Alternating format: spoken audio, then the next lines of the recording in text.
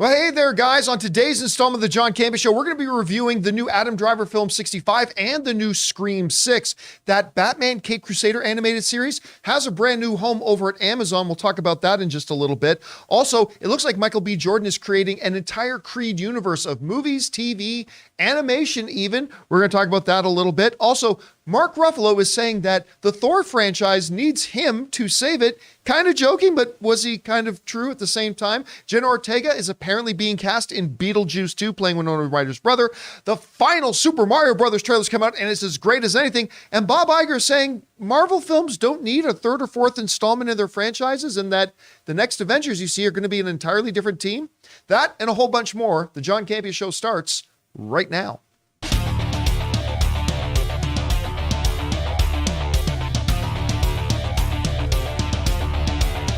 Well, greetings and salutations, everybody. Welcome to the best damn movie-related show on the planet Earth, the John Campea Show, coming from right here on my YouTube channel. My name, of course, is John Campea, and today's show is brought to you in part by our friends over at Mint Mobile.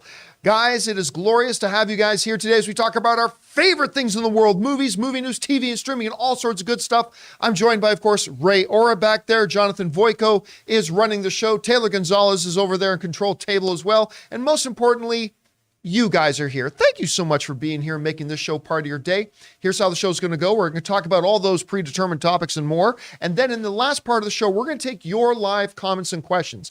If you guys have a live comment or question you'd like us to address on the show, go ahead and fire that down into the comments down below. Or if you want to do it during the live part of the show, when we get to the end of the main topics, we are going to open up the super chats. And once we do, you'll have just a couple of minutes to fire in a thought, and I'll address that in the last part of the show. All right, a little bit of housekeeping, guys. Want to remind you, if you need your daily fix of the John Campea Show, but you can't be in front of a YouTube video, good news, there is an audio-only version of the show, simply called the John Campea Show Podcast. Go and subscribe to it today on your favorite podcasting app of choice, so it'll be there when you need it. All right, guys. With that down, we got a bunch to cover here today, so let's dive right into it, shall we? We're going to start with this. So yesterday on the show, you guys might remember that we were talking about the new Adam Driver film opening up yesterday. It's officially in theaters now. And the, what's the word for it? Oh yeah, review embargo had not yet lifted. The day the movie was coming out, in that morning, the review embargo for that movie had not yet lifted at all. There were no reviews. Now, of course, as the day progressed, some reviews started to come out, and we said on the show that despite the fact that I am looking forward to this movie, this is not a good sign. It is not a good sign when a studio has so little faith in their movie that they don't want critics to be able to talk about it. Well, with all that in mind, myself, Ann, and Ray, we went to go see 65 yesterday. Gluttons for punishment. Gluttons for punishment. And you know what? I had a much better time than I thought I would. I enjoyed this movie. I thought this movie worked on several levels. One, just as a kind of, dumb, just kind of an action film, like running from dinosaurs. A dude with a gun running from dinosaurs, right? That's a lot of fun. So you could do that part right. You give some fun. But you know what? I thought the underlying story of the movie was had a hook. The story had a hook to it. We understand the character and his emotional state and all that kind of stuff. And so, look, I'm going to tell, this isn't really a spoiler because this is stuff that you find out in the first 30 seconds of the movie. This is just the premise, right? This is just the premise. So Adam Driver's characters do not go back in time. He's actually from an alien, he's from another planet. And 65 million years ago, there was another civilization out there, and Adam Driver is basically a bus driver. And his ship comes into a meteor shower, he crash lands, and it's him and one other. But they kind of do reveal this in one of the trailers. There's him and one other survivor. One of the passengers survives. And they got to survive this prehistoric Earth with dinos running around and all that kind of stuff. And listen, I was sitting there fully prepared for this movie to not be good at all because of the studio showed no faith in it. They didn't market it very much either. So I was waiting for them to I was waiting for the movie to get bad. It's like, okay, this is an interesting start. Must get bad any minute now. It's like, all right, we're through the first act. This must be where it goes south. But it doesn't. That was me and Ant-Man. I know. Was it really? Yeah? I just thought, like, they said it's going to get bad.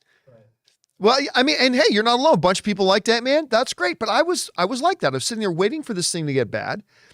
And I'll tell you what, no, is this going to end up in my top 15 movies of the year list? Probably not. No. But this is a good movie. I had fun with it, and I get it. Not everybody's going to enjoy it. It's not going to be for everybody. But I thought Adam Driver, listen, give him a movie where it's basically him. That's him. He's on screen almost the entire movie, and he shows off that he's an actor who can carry a movie. I had fun. And man, that blaster that he has equipped, awesome. The sounds of that thing were like, okay, that's something from Halo, something from. Look, this movie had the elements that I love about everything. It's like dinosaurs. Yeah. There's an element of natural disaster in there. Yes, there is. There is space. I mean, this movie was for me. Like I spent the whole night I was thinking about it. It was 90 minutes. The whole night I was thinking about it. And I was like, I really like this movie. I can even say it's one of my top surprise hits of the year so far. Surprising as in I didn't go in there. It had dinosaurs, but that's just me being optimistic. Yeah, but because you went, I remember when we parked and we were walking in, you started talking about it as you goes, I bet there's not going to be many dinosaurs. Yeah, I was already hitting on it. They're going to sell us short on the dinosaurs. And then this morning when we came in the office, he said something I very rarely ever hear Ray say. He said, you know what? If I've got somebody who hasn't seen the movie yet, I'll go see this again. Yeah, I would. Don't hear you say that often. There was a lot of, well, I hope if someone had a camera on me, it would be the most funniest video ever. Because I startled out of my chair 2 or 3 times to the point where it's so bad, I looked around. You know when you think everyone's looking at you? Yep. Sit down, I looked around and I was like, and then I just kept going like this. I'll tell you, in the theater, now this happens sometimes, but we're in the theater and something will happen that's kind of clever. And all of a sudden, all you hear in the theater is Ray. I did that more than scream. Through the theater. The guy behind him is suddenly holding a Chipotle burrito. Okay, John, would you suggest someone spend money to go watch this? Yeah. I honestly would. Look, no movie is for everybody. The Godfather, Star Wars, Lord of the Rings, no movie is for everybody. But I honestly, if I was talking to an average person right now, they came up and said, hey, is this worth the time and money to go watch? I would honestly say yes. I'm not saying, not going to win any Oscars. I'm not going to say it's going to be in my top 10 movies of the year list. No, but it's a fun little movie. Yeah, it is. And I think it is worth, if you've already seen Creed, go out and see this. I think you'll have a good time. Anyway, guys, question is for you. Did you have a chance to go out and see 65 with Adam Driver yet? If so, what did you think about it? Whatever you guys think, jump on down to the comment section below and let us know your thoughts. All right, guys. With that down, let's get into another review here, shall we? We did a double header last night. We did a double feature where first we went to go see Adam Driver 65, and then we went in to go see Scream 6. Now, I am not a Scream fan, all right? I'm not a big Scream fan. I'm not a big fan of the franchise. I liked the first one well enough. Didn't like any. I didn't like 2. I didn't like 3. I didn't like 4. And then 5 came out last year. And I was really pleasantly surprised by 5. I had a good time with it. I really quite enjoyed it. So that, coupled with some really good trailers for Scream 6, I found myself for the first time in my life being excited to see a Scream movie. And I love Jenna Ortega and all that kind of stuff. So off we go right after seeing 65 to go see Scream 6. And I will say this. If you had bet me $100 yesterday in the afternoon about my double feature and which movie will I like better, 65 or Scream 6, I would have bet Scream 6. And I did like Scream 6. Don't get me wrong. I liked it. We're going to talk about it here in a second. I did like Scream 6. But I would have lost that bet because I actually ended up coming out enjoying 65 a little bit more. But anyway, we're here to talk about Scream 6. All right. Scream 6 is, I think, one of the better installments of the franchise, to be honest with you. Look, when you go to see a Scream movie, you are not going to see Shakespeare. You're not on your way. You're not going there to see Daniel Day-Lewis. You're not going to see the ghost face mask come off and it's Daniel Day-Lewis or Denzel Washington under You're there. hurting Taylor right now. Can you please calm down a little bit? I think even Taylor would agree, right? That's not what you're going to Scream Funny for. you mentioned that because breaking news, Daniel Day-Lewis casting Scream Coming 7. out of retirement for Scream 7. Yeah, I mean, that's not what you're going for, right? What are you going for? You're going for some some clever, funny pop cultural references. You're going for some really fun kills. You're going for, see if you can figure out the mystery a little bit. That's the stuff you're going for, right? And on that level, I got to say, this movie delivered in spades on that level. The kills were fun. There was some really good humor in it. One I won't say what it is, but one involves a scene with Jenna Ortega and Courtney Cox that I thought was really, really funny. I like this group from Scream 5.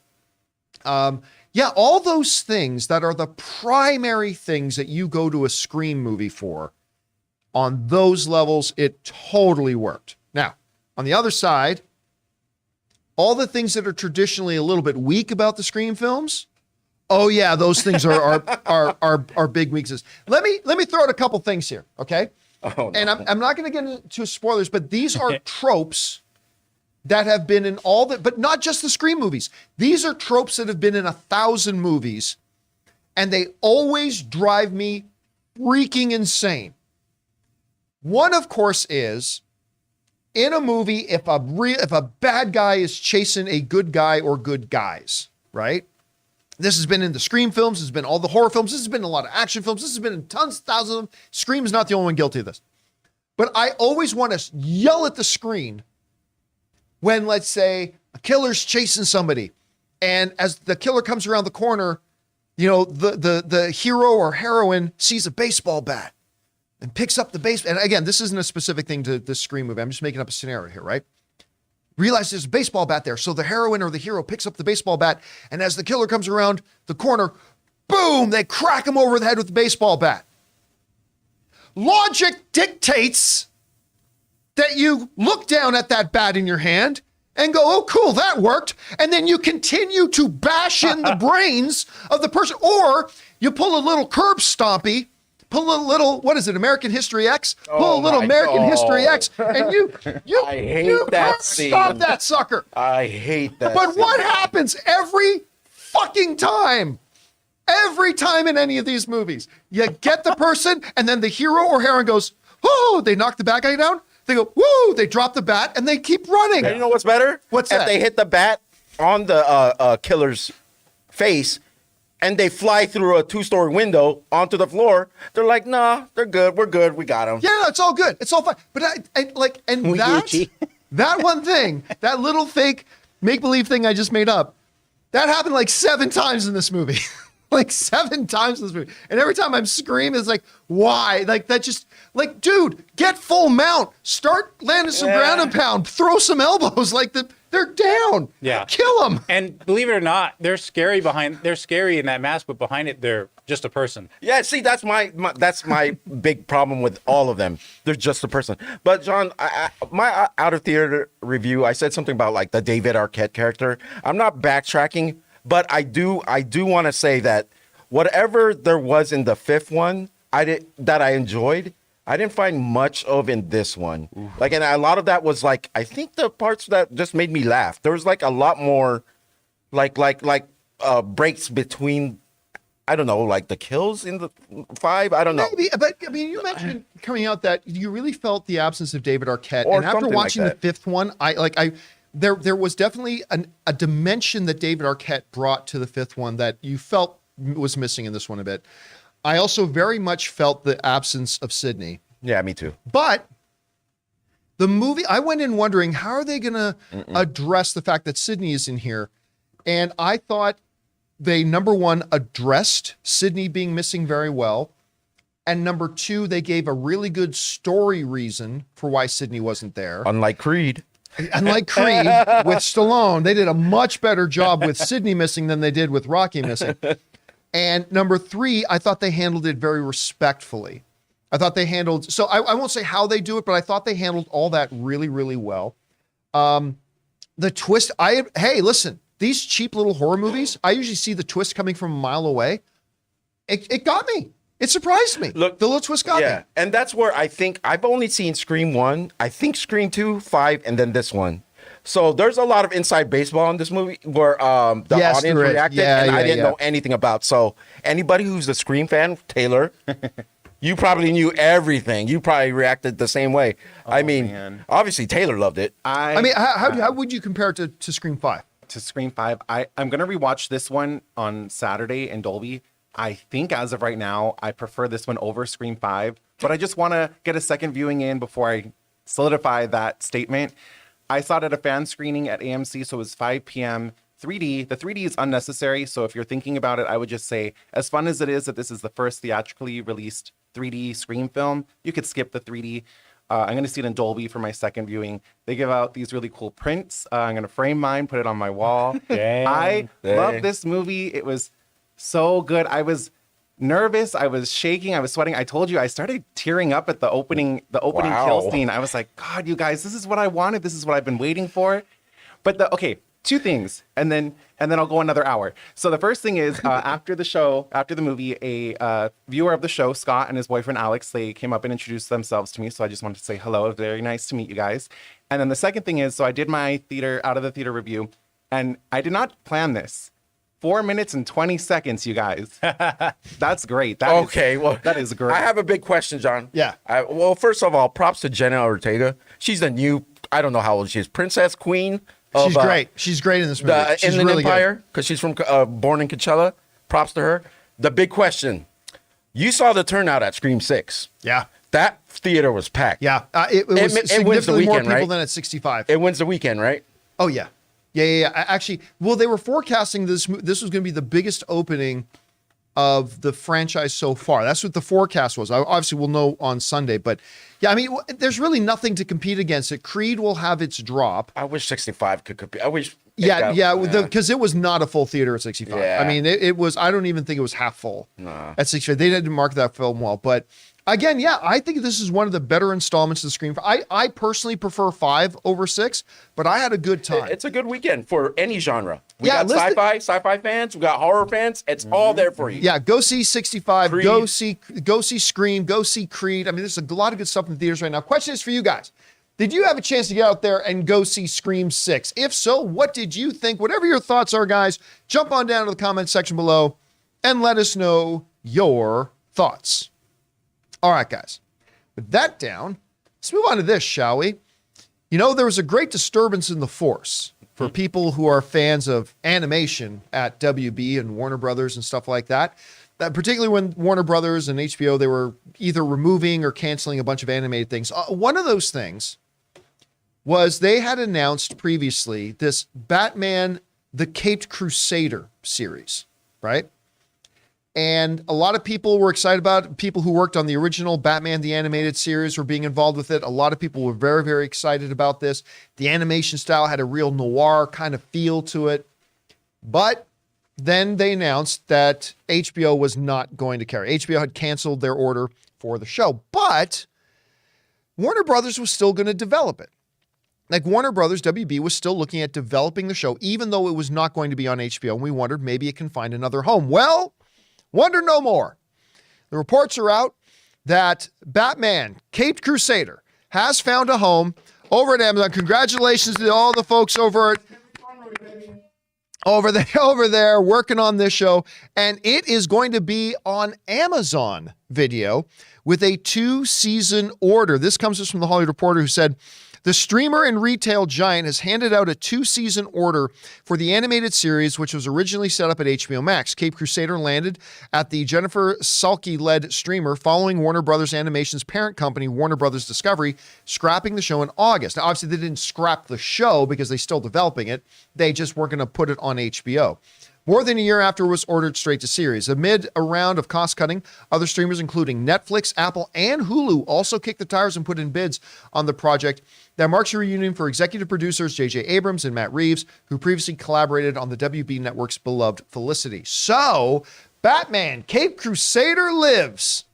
Ladies and gentlemen, I know this is going to make a lot of people happy. I know our own Chris Carr was very excited about this series, and good for them, because listen, I often talk about the fact that while I love DC movies and I love Marvel movies, I normally find DC and Marvel's straight to home video animation stuff absolute garbage. Normally, but there are some exceptions. And one of those clear exceptions was the original Batman the Animated Series. Like, that was great. Right. And as a consequence of that, one of the other exceptions was Batman Mask of the Phantasm. That was another one. But I think that one was part of the straight same home video. world. That was theatrical. Didn't Harley it? Quinn. That was theatrical, and it was the same That was world. it. Harley Quinn. So like I could probably pick up Under the Red Hood. Under the Red Hood was Great. another one that I actually quite liked. But so there are 5, 6, 7 of them that I really dig. The Doctor Strange animated movie. I thought You was actually pretty, like that one? I like that one. I find did. all the Marvel ones not that good. I think find DC most of the is- Marvel ones not good. Yeah. I find most of the DC ones not good, but there are some exceptions. And this one was one of the ones that actually had my curiosity. Again, because it's kind of reassembles. It's in the style, it's in the spirit, if you will, of that animated series. You had Matt Reeves working on as executive producer. So I'm personally quite happy about this news. I'm glad they got it. And again, it's a little bit of genius on the part of Warner Brothers. Because this is there's other DC projects that have been announced in the last couple of months. They're going to be airing on other places. Right. And what does that do for Warner Brothers? Hey, Amazon, one of our big competitors, thanks for just free advertising for our properties. But Thank you for the free advertising. I was gonna bring up something. What's that? John? It seems like there's a lot of comic book properties that either the studios don't want to put on their platform or they don't have a streaming platform to put it on, that are sending them to Amazon. They might be regretting that. Amazon might become the house of comic book stuff that the studios didn't want on their own stuff. And if some of those end up being good, because Sony's passing on what was that, Spider-Woman or whatever that thing is? Yeah, to Amazon? which one was it? Was Silk? Silk Silk is going over there. Yep. There's a couple of things that are going on. The Boys is already on there. I Yep. mean, But that's the thing. It is something that has worked for Amazon so far. Like when you look at something like The Boys, right? That's really worked. When you look at Invincible, the comic so far for Amazon, they're looking at their experiments with the comic book material, and they're having between is Invincible Netflix or is that Amazon? That's Amazon. That is Amazon, right? So between Invincible and The Boys, they're cracking it. You can't say the same for Netflix, right? What was the one they just did with Transformers boy, Josh Duhamel? I don't think. Oh yeah, the older heroes. Yeah, with the family. Shoot. And I'm freezing on the name. Everybody wants to forget the name of that one. I'm sure the live chat. Yeah, I can't remember. But I'm pretty sure everyone knows what. It wasn't good. Jupiter's Legacy. Thank you. go. Haunted Autumn was the first one to put that in. Jupiter's Legacy. And Netflix ain't having the best thing with that. Although, the old guard, that kind of worked for them, but Jupiter's Legacy was a big swing and a miss. So I think Amazon is going to be saying, yeah, we'll keep going with this because it's working so far. And you know what's great for these properties that whatever the studio wanted to pass it on to Amazon is having Amazon Prime membership is almost like having a phone now. It's like almost everyone has it, and you get to watch this stuff. Yeah, it I comes love with that because even without Prime Video, I'm an Amazon Prime member even without Prime Video. It's just bonus for me that I get Prime Video with my Amazon membership. Anyway, guys, question is for you. What do you think about this? Batman, the Caped Crusader animated series lives as Warner Brothers will continue to make it. Only now it's going to be airing on Amazon Prime. At least it's going to be out there 2-season order. Are you excited about this? Maybe you don't care about the animated stuff. Whatever you guys think, jump down to the comment section below and let us know your thoughts. All right, guys. With that down, let's move over to our Mint Mobile hotline questions of the day. If you guys have a question for the show and like to hear your voice on our show, go ahead and call our Mint Mobile hotline number anytime 24/7 at 951-268-4259. And today we got a question in here about that upcoming Creed universe. Check it out. Hi, John. My name's Anne-Marie. I'm a big fan of yours. I just got out of seeing Creed 3, and I thought it was good, but could be better. Obviously, Creed 3 is going to make a ton of money, so where do they go next? Do they do a Creed 4? Do they do a story about his daughter? Love to hear your thoughts. Thank you, and bring on the filthy. All right, thanks a lot, Anne-Marie, for calling that in. And yeah, listen, Creed 3 in theaters right now. I'm going to be really interested to see what the second weekend drop was going to be. Again, I'm not ready to say that Creed 3 is as good or better than the first Creed, but it's comparable. It is a fantastic movie. Michael B. Jordan with his directorial debut in a perfect circumstance, a modestly budgeted film, in a franchise he was very, very familiar with, still working with Ryan Coogler as a producer on. It was a perfect situation, and he knocked it out of the park. Now, he said something very interesting on one of the red carpets when Creed was premiering. And he said something along the lines of, developing a Creed universe. Now, at the time, some people, including myself, just kind of interpreted that as, making another Creed movie. Like it was the Rocky world, but now it's the Creed world. That's how I kind of interpreted it at the time, right? Well, maybe that wasn't the right interpretation, because according to a report in Variety, Amazon, who owns MGM, is working with Michael B. Jordan to develop a full Creed film and TV universe with Amazon, which would cover theatrical, television, and even animated stuff with the Creed universe. This is what they said over at Variety. They said the following: on the heels of the success of MGM's Creed 3, Michael B. Jordan and Amazon are in talks for a film and TV universe expanding the Creed boxing world, Variety has confirmed. Details are scarce regarding what projects are being discussed, but sources say the conversations are underway to explore the possibilities for capitalizing on the MGM film franchise's success on Prime Video following Amazon's acquisition of MGM. So this would include full theatrical releases, television shows to be on Amazon Prime and in the world of animated.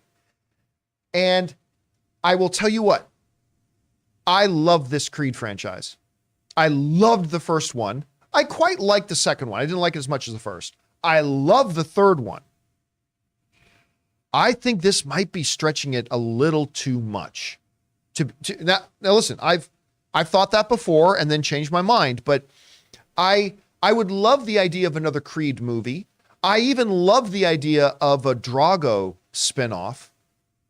Victor Drago, not Ivan Drago, not the dad. But hey, have Ivan in there too. Have Ivan in there. Have Dolph Lundgren in there. Dealing with dad. arthritis.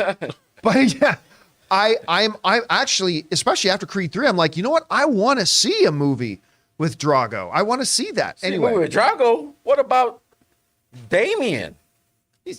Damien, Look. Oh, we can't get into spoilers. Okay. We can't get into spoilers. Go ahead. But but you could. John, they've said that they want to work. Jonathan Majors has said that him and Michael B. Jordan are going to work together more. So I would expect to see Damien, played by Jonathan Majors, probably pop up in the. I don't know if I want to see a Damien standalone movie, but he can have a role to play in this world, all that kind of stuff. But I do wonder if this is would be stretching it a bit thin. I guess it would all depend on what we hear the concepts are, right? Creed 4, you got to do a Creed 4. There has to be a Creed 4. And then what do you do after that? Is it going to be like the UFC has their Ultimate Fighter reality show? All right. Is it going to be a Creed reality boxing show? I just don't know what they have in mind here. What do you think they're going to do? This feels like, and it scares me to say this, but it feels like what Marvel is doing with Disney Plus. It feels like padding the Creed universe. Whatever, it is not good for a movie, they're going to make a show out of it. They're going to put it on Amazon like a series. The animated thing, I'm very excited for. I love the Hajime no Ippo. I think that's how you pronounce it. Boxing one, that Japanese boxing anime. Right. I love that. So I'm down for the animated series. I think they could go into a whole series on certain fighters that from the past. I don't know, but it feels like it's just padding. Like Marvel puts up the in-depth looks after their movie is released, like Quantumania, right? Like behind the scenes or how they made these decisions about the story or this and that. So it just feels like something that they're putting on Amazon because there's a brand behind it, there's a star behind it, and of course they're gonna put it up on there. Like I said earlier, everyone has a Prime membership, and if you're bored, you can just put it on. If you like boxing, if you like these movies, just put it on. So I'm scared of the idea. I don't want to be oversaturated because we only get a boxing movie every once in a blue moon, and I liked it, and I like it that way. You know what I mean? So. He's hoping they don't, because I like the comparison to the Marvel stuff. There's a real danger of an oversaturation, and I hope they don't do that. But hey, I'm gonna be optimistic, guys. Question is for you. What do you think about this? Michael B. Jordan and Amazon are talking about creating an entire Creed universe of movies, TV shows, animated stuff, whatever you can think of. Good idea, bad idea, whatever you guys think, jump down to the comment section below and let us know your thoughts. All right, guys, with that down, we are going to take a minute here and thank one of the sponsors of our show here today. They provide delicious meals. They're super great to work with, our friends over at HelloFresh. With HelloFresh, you get farm-fresh, pre-portioned ingredients and seasonal recipes delivered right to your doorstep. Skip trips to the grocery store and count on HelloFresh to make home cooking easy, fun, and affordable. And that's why it's America's #1 meal kit. Guys, it's the new year. Do you remember those New Year's goals you promised yourself you'd stick to? HelloFresh is here to help you eat better by delivering fresh ingredients and easy recipes right to your door, taking the hassle out of dinner time. Looking for an easy way to eat well and save money? Cut back on expensive takeout and delivery and get started with HelloFresh. You'll love how fast, easy, and affordable it is to whip up a restaurant-quality meal right in your own kitchen. My wife Ann and I have been constantly impressed by HelloFresh. Not only how absolutely delicious the food is, but how easy it is to prepare and how much fun we have doing it. Go to HelloFresh.com/Campea60 and use the code Campea60 for 60% off plus free shipping. That's HelloFresh.com/Campea60 for 60% off plus free shipping. HelloFresh, America's #1 meal kit. And thank you to our friends at HelloFresh for sponsoring this episode of the John Campea Show. All right, guys, we're not done with the Mint Mobile hotline questions, but before we get to that, we thought we'd play a little game today of over-under. So here's what we're going to do. We have our 3 contestants up here. Of course, we got Ray and Jonathan and Taylor are going to be competing against each other. And our channel members, thank you for being channel members if you are one of our channel members. I asked our channel members a little bit before the show started who they would like representing them. And we have our representative. So our channel member, Bootleg Snacks, is going to be represented by Ray Aura. Perfect. What a name. XGeos, or XJEOS. XGeos is going to be represented by Taylor. Oh, yeah. And Lando is going to be represented by Jonathan. If your representative wins, guys, you're going to get, the crew is going to autograph this Ironheart MK1 pop figure. We're going to autograph it, ship it out to you. Ray will be in touch if your representative wins. So, channel members, cheer for your folks in there as we are going to play a little game of over-under. Here's what's going to go. I'm going to give a statement question. You guys guess whether it's over or under. If you think it's over, you guys have to hold up the paddle with the green thumb up.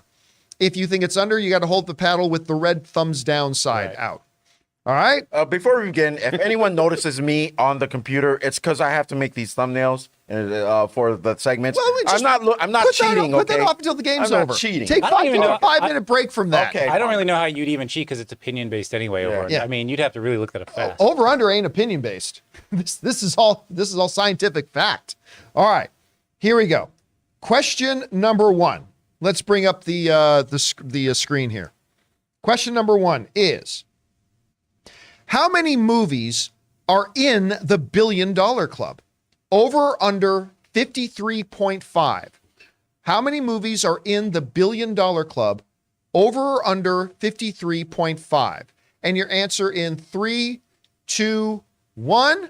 Hold them up. Uh-oh. Math. Okay. Ray and Jonathan are saying under. Taylor is saying over. The answer is under. There are 51 members of the $1 billion club currently. So hold on a second. So Ray, Jonathan, and I got to get the score here. Okay, so Ray got 1 and Jonathan got 1. All right. No more math. No more math. Here we go. Question number 2. And the question is: how many feature films has Matt Reeves directed? How many feature films has Matt Reeves directed? Over or under 6.5. Number of feature films that Matt Reeves has directed, over or under 6.5. Your answer in 3, 2, 1. Hold them up. All you guys are saying under. The answer is under. He directed 6 films. Matt Reeves has directed The Pallbearer, Cloverfield, Let Me In, Dawn of the Planet of the Apes, War of the Planet of the Apes, and of course, the Batman. All right, so that puts our score at 2 for Ray, 2 for Jonathan, and 1 for Taylor. All right, we move into question number 3. And our third question is, how many movies? Well, I just gave away the answer. So that one's gone. How many movies? I didn't see it though, so I get to answer it. And then Oh, no, wait. No, I didn't have the answer in there. Oh, thank goodness. Okay. How many movies? I was wrong. Woo. Oh, because you saw 3 Iron Man 3. Yeah. Okay. So how many movies has Robert Downey Jr. been in since Iron Man 3?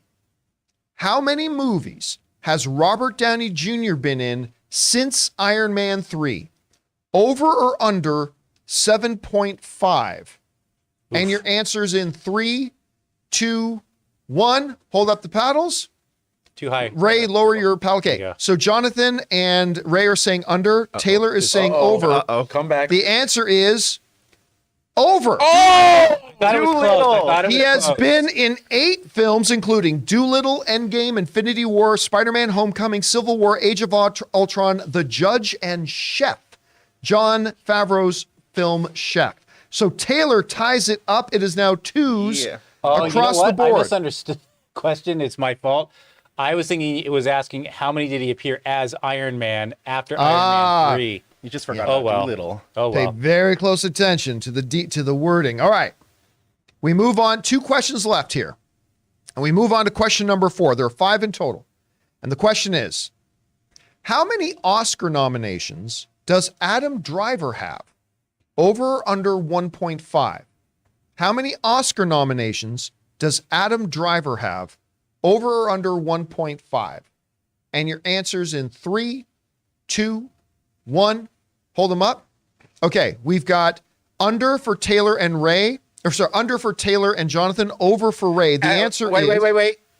I only base this on because I love 65 so much. He should get Oscar nominations All right. all the time. The answer is over. Wow. He has 2 Oscar nominations. He has a nomination for Best Lead Actor for Marriage Story and a nomination for Best Supporting Actor in Black Klansman. Oh my Oh, god. that's what I missed. So I remember Ray- Marriage Story. Yeah. Rushes into the lead. Luckiest man alive. If he gets this 5th question right, he wins, but it can still be tied up by either Jonathan or Taylor.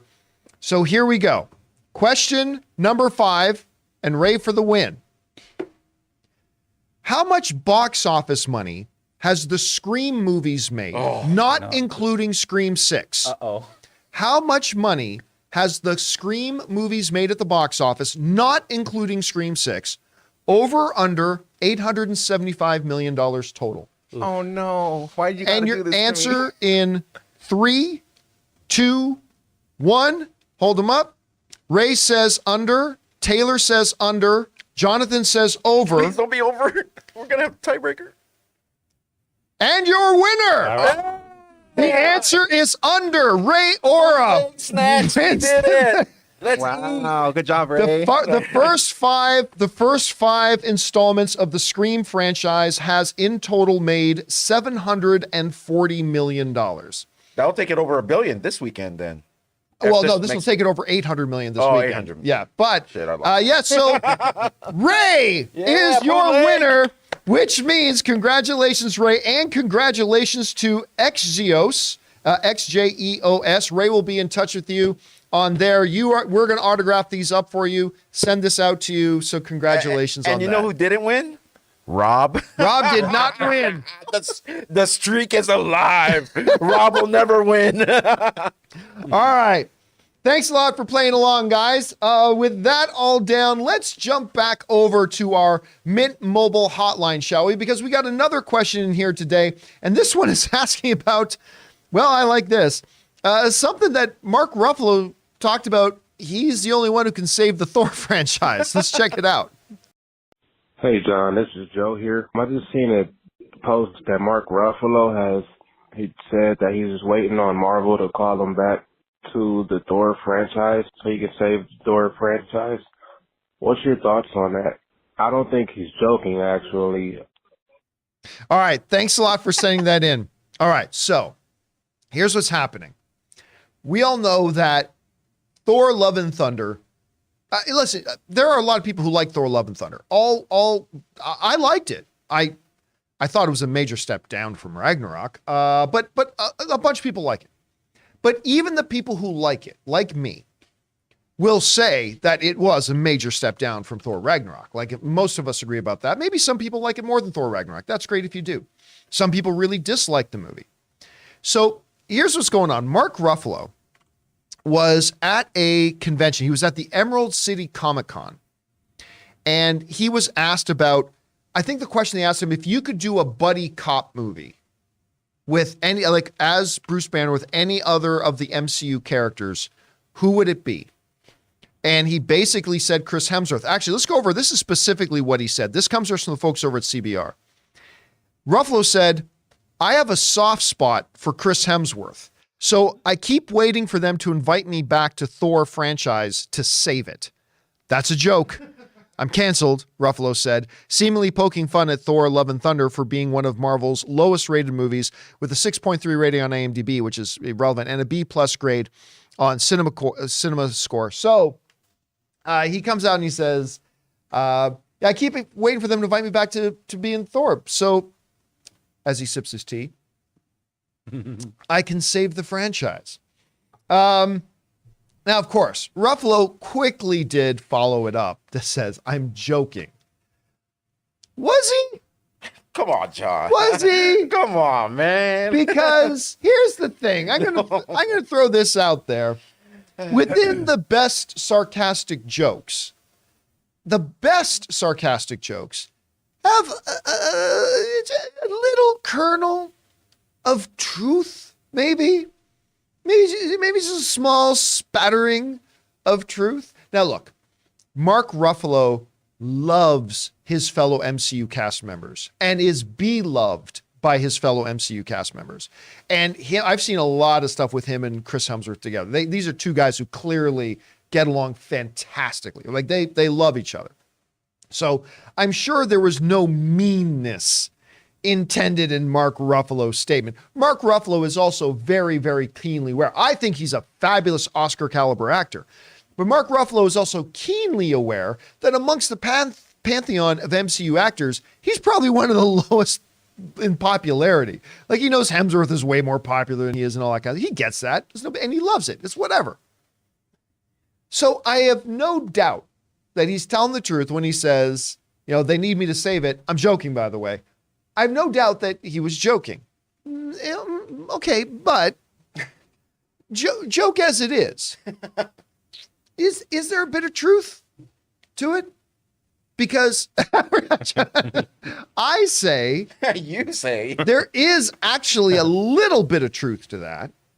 I think look, Chris Hemsworth has publicly said many times that one of the reasons he loved doing Ragnarok so much is that Taika Waititi allowed him to do something very different with Thor than he had done previously. And he really enjoys that.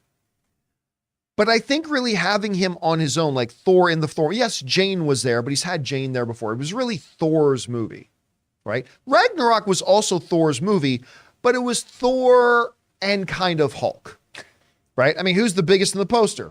Hulk's the biggest in the poster. And I almost feel like maybe one of the reasons they let the humor get away from them a little bit in Thor: Love and Thunder was because maybe they didn't have another character to kind of anchor it a little bit more. So I would say this, if they were to tell me, if Kevin Feige were to call me tomorrow and say, hey, we're going to do another Thor movie. Should we do it? Should we pair Thor up with another character again? Do you think we should do it with Hulk or without Hulk? And despite the fact that right now we have frickin' family barbecue Hulk, which I hate. I love Mark Ruffalo. I loved Hulk in the first episode of She-Hulk. I did. But I mean, where's the real Hulk? Where's the real Hulk? Where is he? Because this family barbecue Hulk is not a Hulk I want to see with Thor. I want to see this Hulk with Thor. That's what I want to see. John, look at the bright side. Do you know the amount of meat Hulk would bring to that barbecue? Everyone's full. Everyone's Except full. he'd eat it all. Look at that. He's got to eat like 40,000 calories a day.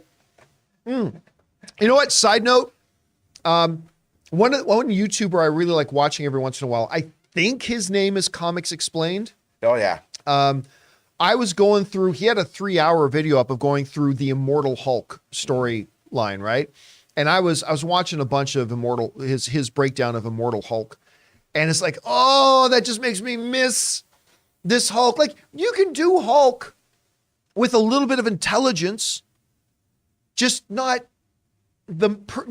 Professor Hulk. I don't like family barbecue Hulk. That's all. But listen, I think there's a little bit of a grain of truth to it. I think that, so I totally think there's no drama here. I don't think Mark Ruffalo was dead serious about that. I don't think Mark Ruffalo's the kind of guy who would say, you need me to save your thing. I don't think he believes that at all. But I mean, if anything, Loki would do better at saving than Hulk. Yeah. Listen, you really, really, I think, missed Loki in Thor: Love and Thunder. I get it. They're trying to have Loki doing his own thing now, and I respect that. But having Loki in there as well is a really good. I love Hemsworth and Tom Hiddleston together. But I mean, look again. If Feige were to call me tomorrow and say, "Listen, we're going to have Hulk, Thor, and Loki all together in the next one," I'd say start shooting that thing tomorrow. Go for it. That would be great. But they're at a barbecue.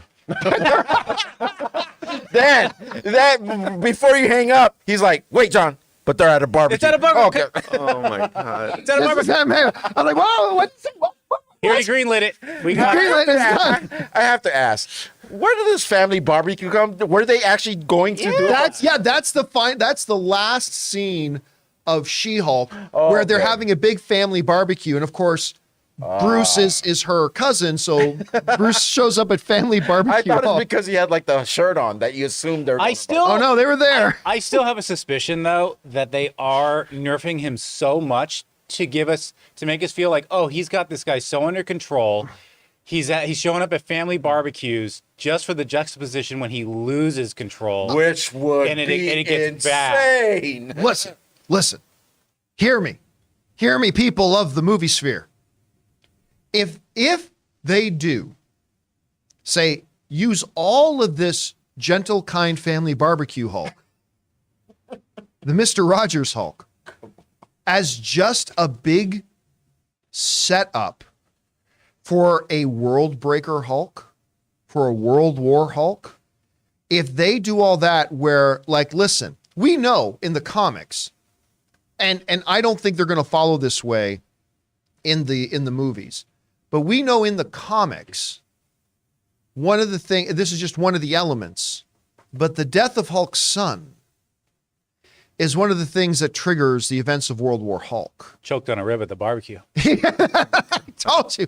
If it like that kind of sets it up. If they use all this happy nappy time Hulk just to set up a breaking of that Hulk to where he breaks and becomes more enraged than ever before, I, for one, will send a box of Krispy Kreme donuts to Kevin Feige's house. So you're saying in wrestling terms, this is a work. If it's a work, I don't think it is, but if it's a work just to set up Bruce losing his mind, it'll be a brilliant move. You know how much I made a wrestling term. Yeah, and you know how much, like, same with Superman. I'm not too that big of a fan of the Hulk because he's overpowered. I think he kicks all the heroes I like's asses. But if this were to happen, I would be all for it. It would be insane. Hey, listen, who are they bringing into who's the whisper saying they're bringing into the MCU? Oh yeah, I know. But who is it?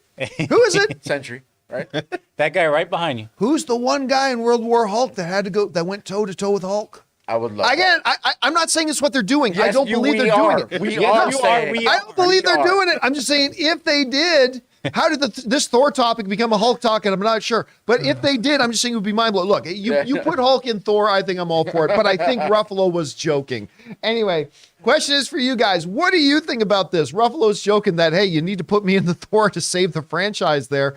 I mean, he was joking, but was there a kernel of truth to that? I don't know. Whatever you guys think, jump on down to the comment section below and let me know your thoughts. All right, guys. With that down, let's move on to this show. We were talking a little bit earlier about the new movie Scream, Scream 6 with Jenna Ortega in it. And of course, Jenna Ortega, especially with with X, with Wednesday, with Scream 5. I mean, and that her Saturday Night Live appearance.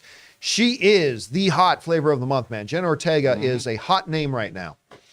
And out of nowhere, apparently, like Randy Orton coming in with the RKO, all of a sudden, they're talking about her being in a Beetlejuice. I thought this thing died. I thought, we've been hearing for years, that Michael Keaton, Tim Burton, all these guys, they were been trying to get a Beetlejuice 2 up and going. And every time it looks like it's happening, then it sputters and stalls. Then it looks like it's happening, then it sputters and it stalls. And there were some reports recently, like Winona Ryder saying, no, we're going to do it. But then nothing, we don't hear anything. Well, now we got something. Because according to reports, they're in negotiations right now with Jenna Ortega to play one of the lead roles in the upcoming Beetlejuice 2. This comes to us from Screen Rant, who's quoting the Hollywood Reporter, saying, per the Hollywood Reporter, Jenna Ortega is circling a major role in Beetlejuice 2. While nothing is official just yet, there is a tentative production start date of late May. That means all the pre-production on this thing is done. Like they're ready to roll and start rolling cameras in a couple of months. Late May or early June, dependent on the budget being settled. If she gets cast, it is said that Jenna will play the daughter of Winona Ryder's character. Keaton and Burton are both expected to return for Beetlejuice 2 as well. All right. This is one of those, I'm going to admit, Beetlejuice is one of those beloved films that I do not hold in as high esteem as many of my friends do. Don't get me wrong. I like Beetlejuice. I grew up watching Beetlejuice. I like the movie. I do. I don't consider it to be like one of the classics as a lot of the friends I have do, but I enjoy it. And while Michael Keaton is immortal, I've never felt an itch. Like I've never felt the need that they need to go back and do Beetlejuice 2. But they have been persistent with this. And even though I've never really seen the point of doing a Beetlejuice 2, the reality is whenever Beetlejuice 2 gets talked about, I feel a lot of excitement from a lot of the segments of the movie fandom. So they're clearly onto something here. If they could add Jenna Ortega to this, it's brilliant casting. I mean, right now, adding Jenna Ortega to just about anything is pretty brilliant. Right. But I totally buy her as Winona Ryder's daughter from the first movie. I totally buy that. Like that's inspired casting. I could totally see it. So while I'm not going to pretend to have a lot of enthusiasm for Beetlejuice 2, but it's interesting. Adding Jenna Ortega would be great. Now, I'm going to go out on a limb here. I'm going to take a wild guess because I honestly do not know the answer to this. But I'm going to guess that Taylor is a Beetlejuice fan. Oh, yeah. Okay, I figured. You like the casting? You like the idea of Jenna Ortega God. joining this? I do. Jenna Ortega is a scream queen. She's this generation's scream queen, you guys. And adding her to Beetlejuice 2, as long as they bring back Catherine O'Hara, I'll be so bummed if they don't bring her back. But to see the two of them interact, to see Beetlejuice, I love the original. It came out before I was born, but I love it. It's one of the first movies I remember watching on VHS as a kid. Michael Keaton coming back, Tim Burton coming back. Just how can you not? And with the rise of her fame from Wednesday to Scream to this, like, I just think it's perfect casting, and I really, really hope this comes to fruition. She's on fire right Yeah. now. She's the if there's a part for her, you get her to make sure your movie like does well. You know what? I wasn't a fan of Beetlejuice. I think some parts actually scared me when I was a kid. Oh, sure. The reason Yeah. why I like or I would watch it is because that intro, because of the little miniature set, right? Yeah. Mm-hmm. And then I since I love toys so much, I would always watch that, and then I'd find out, oh no, it's Beetlejuice, and I'll turn the channel. You know what's funny though? Like you're talking about, like Jenna Ortega is on fire right now. I remember it was not that long ago where like somebody would be the hot actor or the hot actress right now, and they would be that for a year and a half, 2 years, and maybe somebody else. I feel like who is the hot name right now changes every 3 months right now. Because go back to Queen's Gambit. Anya Taylor-Joy. Aaron Taylor-Joy or Anya. Anya Yeah. Taylor-Joy, right? For sure. For a window of time there, she was like ruling the world. And now you got Yelena. Florence Pugh. What's that? Florence Pugh. Florence Pugh is then like the person ruling everything, like the hottest name going right now. And now it's kind of very quickly shifted to Jenna Ortega. That was Gina Davis and Alec Baldwin as the couple in the original Beetlejuice, right?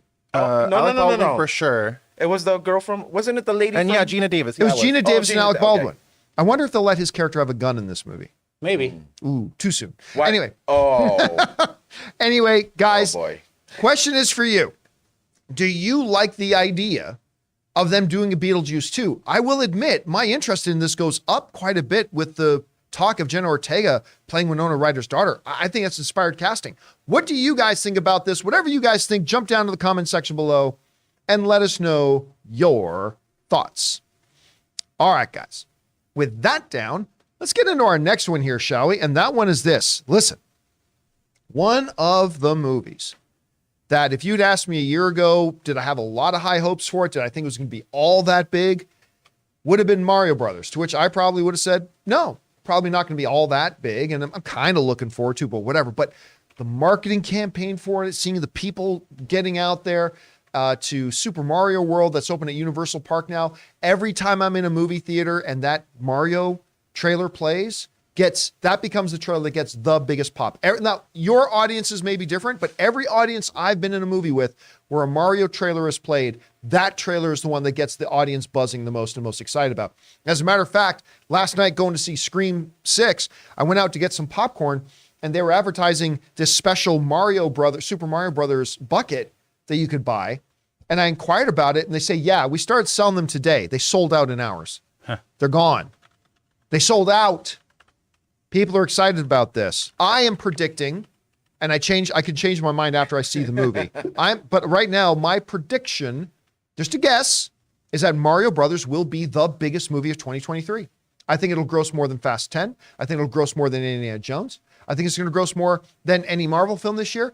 I think if you don't believe there's a chance that could happen, I think you are under evaluating this property.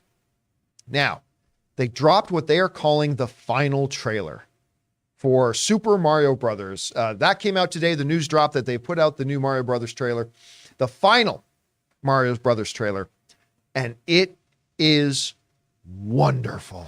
It's so wonderful. I watched this with a huge grin on my face. I watched a bit of it with Anne this morning, who started tearing up. She was so happy watching it. I love the fact that that's one of my favorite carts. No, that's the cart I use when I play Mario Kart right there. They emphasized a lot. They emphasized a lot of Mario Kart in this game. A lot of the game sound effects they dropped in there, which was perfect. Like even just Mario's, like what was it? Yahoo! Yahoo! Like was just in there, which just felt so good. And I'll tell you, even the humor style of that adorable little star puppy thing. The only way out is the sweet release of death. Like, and everybody else in the other going, whoa! Listen, I'm telling you what, maybe the movie's garbage. Maybe the movie is absolute, complete tripe. Maybe it is. But if the movie has the same spirit of the trailers and it has that kind of humor and that kind of spirit about it throughout the whole thing, I think we're in for a real winner. I'm not going to lie to you. I loved this trailer. I loved the trailer. Anyway, Ray, literally 3 minutes before the show started today, you watched this. You were like, oh, I haven't seen this Mario trailer. What did you think about it? I'm super excited for this movie. I love the trailer. The Mario Kart scene was really took me back. The thing I wanted to touch on was your the highest grossing movie of the year thing. Oh, yes. A part of me would agree with you, but I don't know how much the younger generation is into Mario. They love it. They love it. So I don't have that sort of feel. Because when Ann and I went to Super Nintendo World at Universal, kids. But first of all, this is the first video game property that is truly multi-generational, because you had grandparents there with their kids and their grandkids, all of whom played some generation of Mario game. And it it's looks nuts. Yeah. It's incredible. But even kids, like really young kids, are still playing the 8-bit version on Switch. Oh yeah. So Like my friends who have kids, their kids all play Mario games. And all it play looks, Mario games. it looks like this movie is going to touch on every single part of the Mario universe. I mean, we saw an angle in this trailer, the side view, where Donkey Kong and Mario, or is that Diddy Kong? I don't know which one it is. They're going through the actual, level or course, whatever. Right. I found that part really cool. There's going to be some cool animated stuff in here, like stuff that we haven't seen before. And the animation looks great, by It the looks way. good. Like it just really looks great. And was Luigi in the last trailer? I can't remember. this is like the first time Yes, yeah. Luigi's been in the other trailers. Oh, okay, because I didn't notice him as Remember much they as did I that one trailer? Was like, why do you think I know the guy? Just because he's a plumber and has an Italian accent and has a mustache and a hat with the first letter of his name on it. Oh, Remember? right. That was Luigi in Okay. it. So I looks tell you great. what, I thought this was great. I think this Was that the movie bucket? is good. That was the bucket. I think this movie is going to be huge. Absolutely huge. Now, again, that all depends on if it's any good or not. So we'll see, because we're going to see it. When does it come out, Taylor? I think it's April. It was April 7th, but then because Moved it it to was the Good 5th? Friday, it's that Wednesday. Oh, and they're doing something which no films do anymore. Now, we all know that the day they say a movie comes out, it actually comes out the day before, right? Thursday. So night. like today is the official release day for 65 and Scream 6, but it actually came out last night. It's always the day before. But here's what very few movies do anymore. Not only is Mario now obviously coming out the day before, it's going to come out at 12:01 a.m. the day before. We're there. We There's bought no our way. tickets. Ann was sitting down with as we were watching 65, like getting ready to watch 65. Ann's on her phone because the movie hadn't started yet. 12:01. That show is going to be Thursday. crap the next day. Oh yeah, we're gonna be tired the next day. We're gonna be tired the next day. Tuesday But night. Ann bought our tickets as we were sitting there. Okay. It's like there's a 12:01 a.m. screening of it. The previous day, and we're like, buy them. Here's one question We're for you. psyched. Over or under 100%. And dresses up as I literally, Mario. yeah, I was going to say that. She's Oh. going cosplaying, right? Oh no! I kid you not. We got home. It was after she woke up this morning because it was kind of late when we got home. She got up this morning. She was literally, because you guys know my wife Ann does a ton of cosplay. She actually has her own Instagram account called Ann Cosplays. But her favorite thing is Luigi. She has like 4 different Luigi outfits. And so she was going through the stuff this morning, like pulling out her various Luigi things. And then the conversation in the car on the way home is, you're going to dress as Toad. No, honey, I'm not dressing as Yes, Toad. you have to. I'm not dressing as Toad. You're dressing as Toad. Now, usually she wins these arguments. So you'll probably see me in a Toad hat of some sorts. I don't know. You have to fully commit and shave your head. Taylor, you what? We don't need Taylor for the rest of the show. I don't Okay, think. look, you got to understand. My wife watches the show. And And then you're going to go watching, for that. If you just put this idea in her head, you fucking just lost your job. Manscaped. Manscaped. Oh, Yeah. Mario's going to be so good, man. I'm so excited. I'm excited for this. Anyway, guys, the question is for you. Did you have a chance to see the new Mario trailer? I think it's absolutely fantastic. Did you see it? Did you like it? Maybe you didn't. Maybe you're not looking forward to the movie at all. Whatever you guys think, jump down to the comment section below and let us know your thoughts. All right, guys.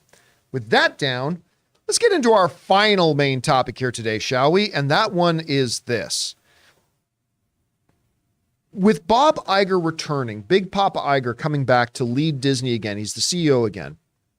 We've already seen that he has a couple of things in mind, a couple of things that he's doing, including he's reining back the sheer amount of content that Marvel's been trying to put out, which I have been saying for a long time is absolutely something they've needed to do. They have been stretching Kevin Feige far too thin, and the less and less Kevin Feige can have direct quality control over the stuff that's coming out of Marvel. We've been seeing the quality of Marvel product.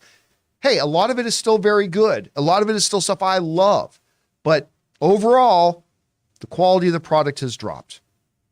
And Bob Iger coming back in and saying we're going to reduce the sheer amount of stuff that we're producing, which I think is a good move. There's no need to be putting out 8 different things a year.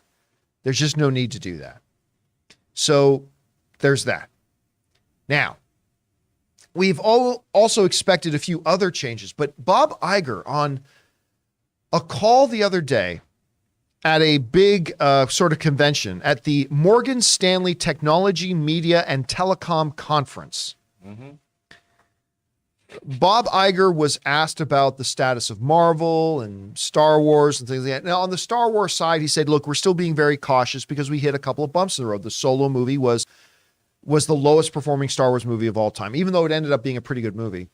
And obviously the reaction that a lot of us, including me, had to The Rise of Skywalker, which is as bad as the prequel trilogy. Probably one of the, I would even say it's worse than Revenge of the Sith.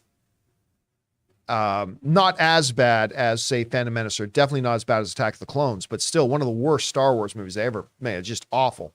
So he said, we're still being very, very cautious about that. But he said a couple of interesting things about the Marvel Cinematic Universe. And he said this. He said, with Marvel, he said, there are 7,000 characters. We're reading up here. There are 7,000 characters. There are a lot more stories to tell. What we have to look at Marvel is not necessarily the volume of Marvel stories we're telling, but how many times we go back to the well on certain characters. Sequels typically work well for us, but do you need a third and fourth film for an individual character, for instance? Or is it time to turn to other characters? All right. First of all, everybody knows I idolize Big Papa Iger. I idolize Iger. He is the best, entertainment executive in the world. He's just the best. Simply the best. But Is that a Yelp review? it's a Yelp review. I had a fabulous experience with Bob Iger. Highly recommend. But I couldn't disagree with him more on this. Ooh. Now, look, you don't go back to the well just for the sake of going back to the well. You want, like any movie, you want, whether it's an original or like a first time out with a character, or your fourth, fifth, or sixth film with the character, you still want to apply stringent, harsh quality control stuff that Marvel's been lacking the last number of years. You can't just expect to do Thor 4 and just expect it to be great. You got to approach Thor 4 as if you were doing Thor 1, or as if you were doing Iron Man 1, or as if you were doing Captain America 1. You got to approach it with the same stringent quality control stuff. And if you do that, and if you do it well, these characters become beloved. And we want to go back. Guess what? James Bond has been kicking at it for what? 50-something years? 60-something years? I don't even know how long James Bond's been around. Since the 60s. But nobody's like, move on to the next character. No, we all want more James Bond. We want better James Bond, but we all want more James Bond. Like when we are watching Daredevil, guess what? In one season, let's say the seasons were 10 episodes, people are tuning in to watch Daredevil 10 times a year. 30 times over 3 seasons, and they're getting ready to do an 18 episode season. We will go back to these characters again and again and again, as long as you keep making them good. The problem isn't that you're going back to the well for a third or fourth time. The problem is that at some point you're starting to rest on your laurels and not applying the same active, intense scrutiny to your quality control that you used to do at Marvel. The problem with Thor 4 wasn't that it was the fourth film of the Thor franchise. The problem was it wasn't as well made of a movie. Whether it was the first film, second film, third, fourth, fifth, sixth, seventh, eighth, ninth, or 10th. And I would also suggest that this massive influx of new characters, and you need to have new blood, right? You need to have new blood. I love that we've got Ms. Marvel. I love that we have Shang-Chi. I'm very excited about Blade coming in. But if you just try to sweep the decks, bring in everybody, and all the fans are just going to be the same because people aren't fans of characters, they're just fans of the Marvel Cinematic Universe, you're going to find out real quick that that's not true. There is a philosophy out there that people are not necessarily fans of the characters in the MCU, they're just fans of the MCU. And whatever characters you have in there, it'll work.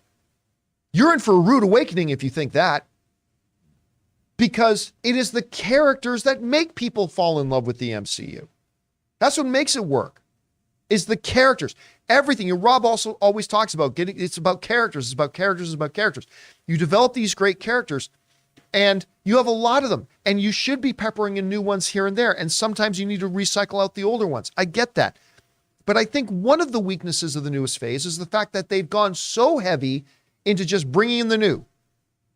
Screw Hawkeye. Here's little girl Hawkeye. Screw Captain America. Now Sam is Captain America. Forget what's some of the other. Forget Family Picnic Hulk. Here's Bowl Cut Hulk. He's eating, man. Can you not bother him? He's eating. Here's Bowl Cut Hulk. Forget that. Like, it's just they've been throwing so much new, like so much new, and I love new, but you throw so much new at it. That's like, well, this isn't the thing that I've been following all this time anymore. Well, it's not really even new. It's like derivative. Mm-hmm. A lot of derivative. And, I've got to think about derivative. But listen to this. He also goes on to talk about, maybe if I spelt it right, give me a second. Yeah. He also went on to talk about this. He talks about what can we expect from the new Avengers? And I'm not going to lie to you. This comment worries me. He says, there's nothing in any way inherently off in terms of the Marvel brand. I disagree with him. I think there is. And we've talked about the overproduction, lack of quality control. And I think I think Bob Iger is wisely addressing both of those. But anyway, he says, there's nothing in any way inherently off in terms of Marvel. Again, I disagree. Iger suggests, but I think we just have to look at what characters and stories we're mining. If you look at the trajectory of Marvel in the next 5 years, there will be a lot of newness. We are going to turn back to the Avengers franchise with a whole new set of Avengers. Whole new world. Oh. A whole new world. Oh my God. People Bryson came into I want to emphasize these words here. Whole new set of Avengers. Now, obviously he's talking about Kang Dynasty. He's talking about Avengers Secret Wars. And there's different ways to interpret what he's saying here. But when he says, for example, we got a lot of news. For instance, we're going to have a whole new set of Avengers. Now, maybe that was just a figure of speech. It's saying, hey, there's some new Avengers. We got like when we just have a couple of new Avengers, say, hey, we got a whole new set of Avengers. That doesn't necessarily mean it's all new Avengers. But the way he said it, and I heard the audio recording, and again, this is just interpretive. I could be off of, I hope I'm wrong about this. But the way he said it, it sounded to me like you're saying, no, it is like, hey, all the Avengers who were on the team before, no. It's all new Avengers. All new. And I'm not going to lie to you. That kind of worries me. I think that is kind of missing one of the key elements of what makes the MCU so successful and so long-term, is that you have your roots in these characters that people love to follow. People follow characters. They don't follow franchises. There's obviously exceptions to that. Of course there are. People love their characters. And I mean, there's a reason why when Spider-Man No Way Home came out and Andrew Garfield and Tobey Maguire's Spider-Man re-popped up, everybody got super excited. It was already Spider-Man. The movie was already Spider-Man. People lost their minds because these characters, the Andrew Garfield Peter Parker, the Tobey Maguire Peter Parker, them coming into this universe made people lose their minds. And of course they did. Because we follow characters. We love characters. We get attached to characters. And while I do not believe that you should just keep recycling the same thing over and over again, in the midst of transitions and in the midst of trying to bring in new things, you don't abandon the things that are your roots. And I worry a little bit that maybe their trajectory is a little too much of a overall wholesale transition from getting rid of the things and the characters we've all loved and now we're not. Again, this is just my fear, right? This is just what I'm worried about. Whether or not they're going in that direction, whether or not they are actually heading for a wholesale reshuffling of the deck and all that kind of stuff, We'll wait to find out. Maybe they're not, and I hope they're not. So this is just my worries speaking. This is just my fears speaking, my anxieties about the MCU speaking. But we'll see where they go from there. Guys, question is for you. How did you interpret what Bob Iger is saying? A couple interesting things about Marvel, saying, we don't really need third and fourth installments. Really? If you find characters that really resonate with the audience, you don't want to go, it seems to have worked. Or saying that the next iteration of the Avengers is going to be a whole new set of Avengers. Good idea, bad idea. Maybe you think it's exactly what Marvel needs right now. Maybe you're like me and that makes you feel a little bit anxious. I don't know. Whatever you guys think, jump down to the comment section below and leave your thoughts there. All right, guys. With that down, let's now go over and start taking your live comments and questions. We're going to open up the super chats here and spend the rest of our afternoon here talking to you guys and hearing from you guys and taking your comments and questions. But before we do, we're going to take a quick moment here and thank one of the sponsors of our videos, Ryan Reynolds' own and my mobile service provider, Mint Mobile. We want to take a second to thank a sponsor of this video, Mint Mobile. If saving more and spending less is one of your top goals for 2023, why are you still paying insane amounts of money every month for your phone bill? Switching to Mint Mobile is the easiest way to save this year. As the first company to sell premium wireless service online only, Mint Mobile lets you order from home and save a ton with phone plans starting at just $15 a month. You guys know I made the switch over to Mint Mobile a while ago. The process couldn't have been easier, and I can't believe that I am spending less than a third of what I was spending on one of the other major carriers before. By going online only and eliminating the traditional costs of retail, Mint Mobile passes the significant savings on to you. All plans come with unlimited talk, text, and high-speed data delivered on the nation's largest 5G network. Use your own phone with any Mint Mobile plan and switch easily in minutes with eSIM. To get your new wireless plan for just $15 a month and get the plan shipped to your door free, go to mintmobile.com/Campea.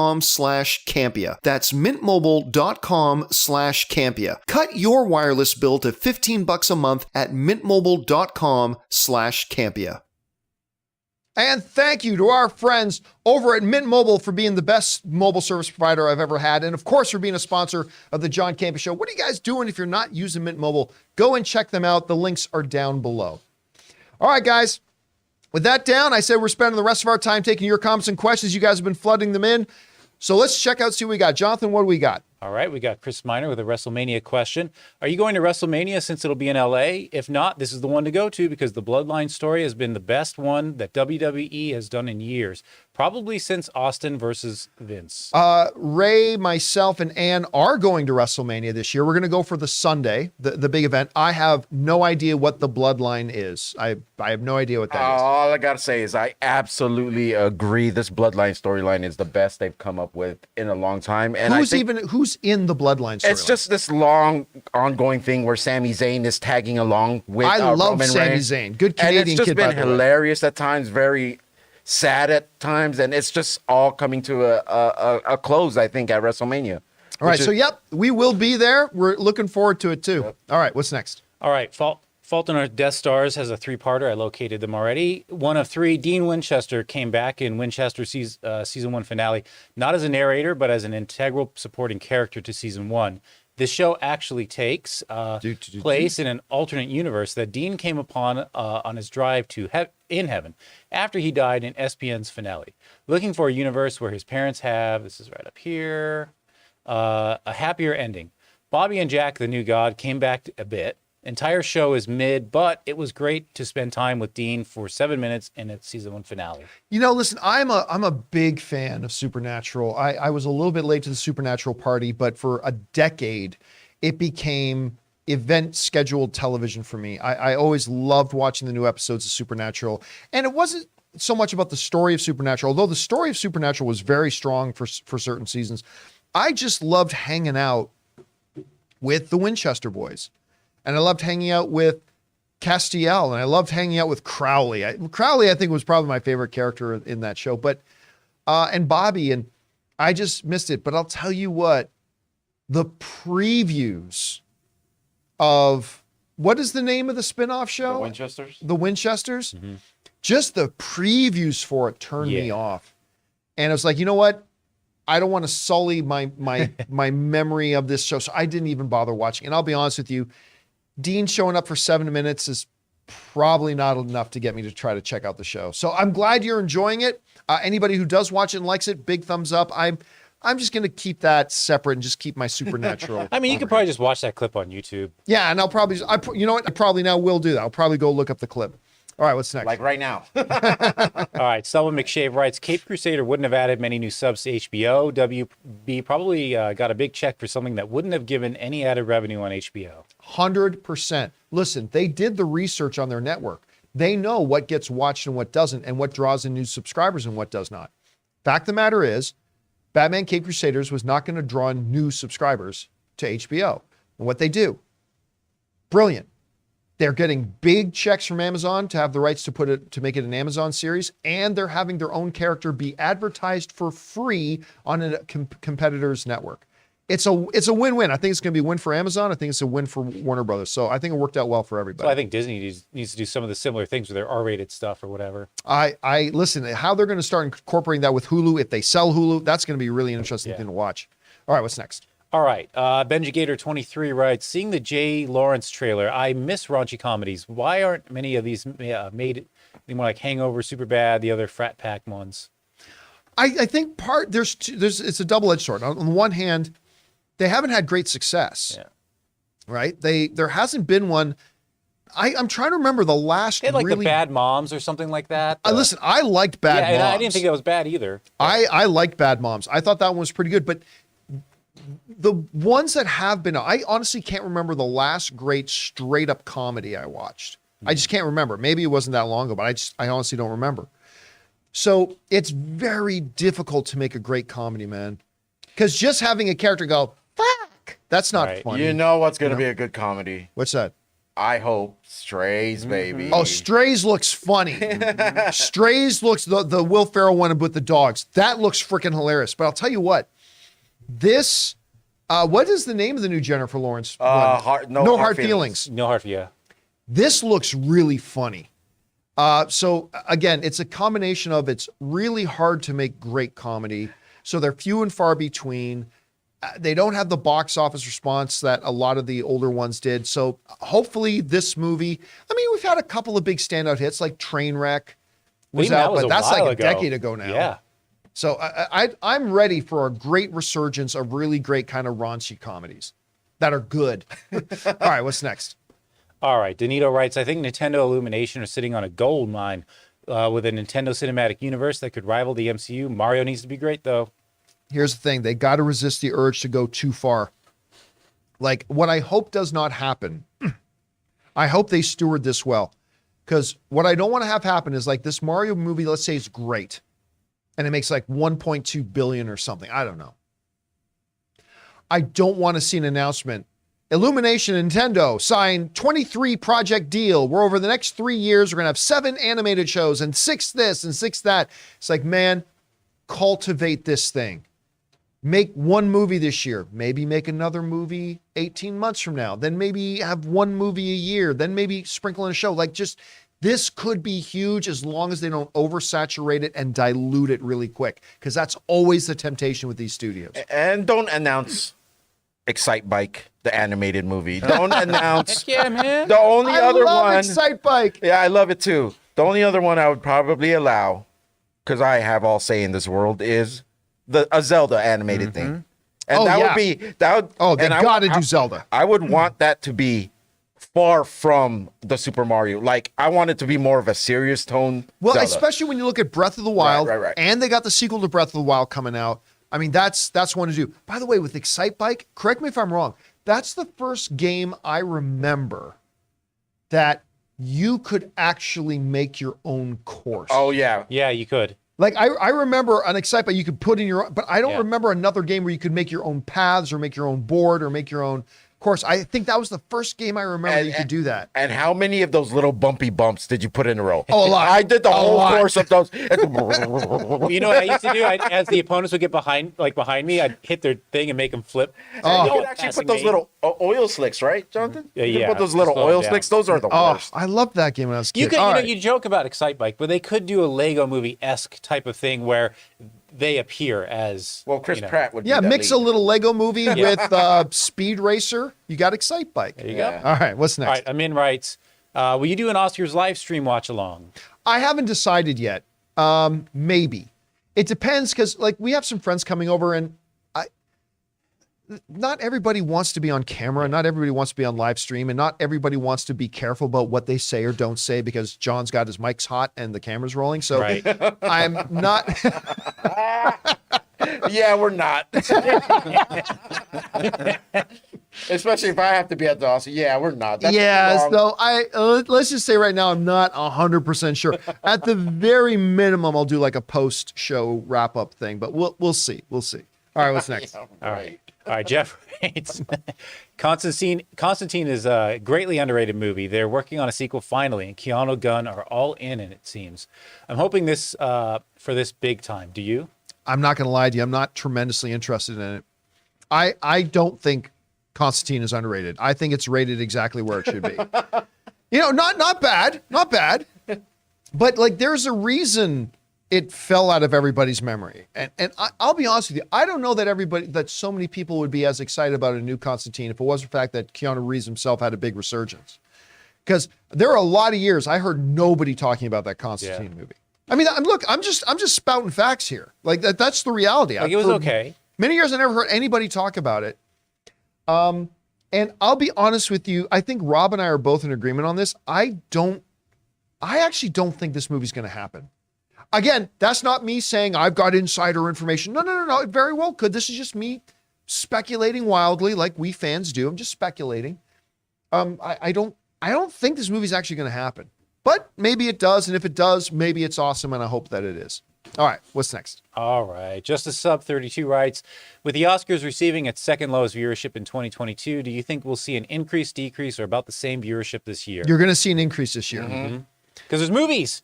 Yeah, first of all, because there's a good catalog of movies. You have several very big movies up from Avatar, Top Gun Maverick. And these are films that are up for Best Picture at the Academy Awards.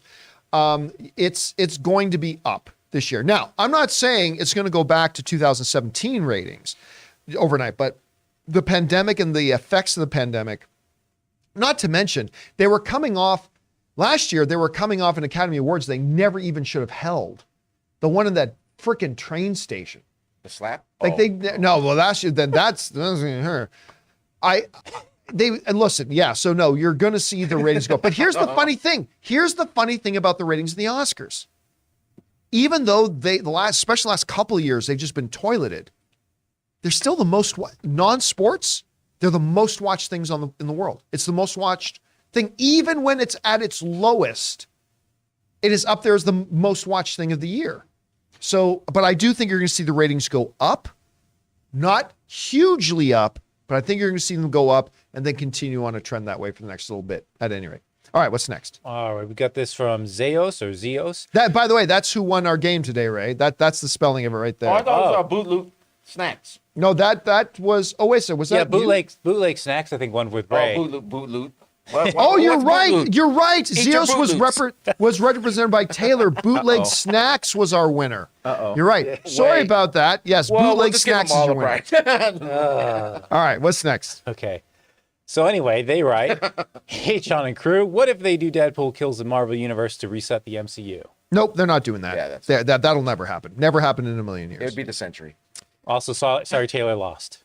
Yeah, and sorry, Zeos Taylor. All right. All right, what's next? Writes, any chance Marvel is Serpent Societying us and maybe put a movie title that is misleading?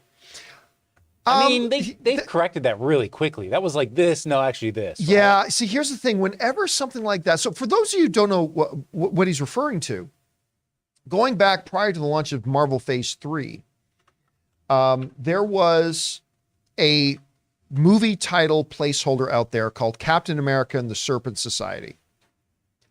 And it was only the placeholder title for a very short period of time.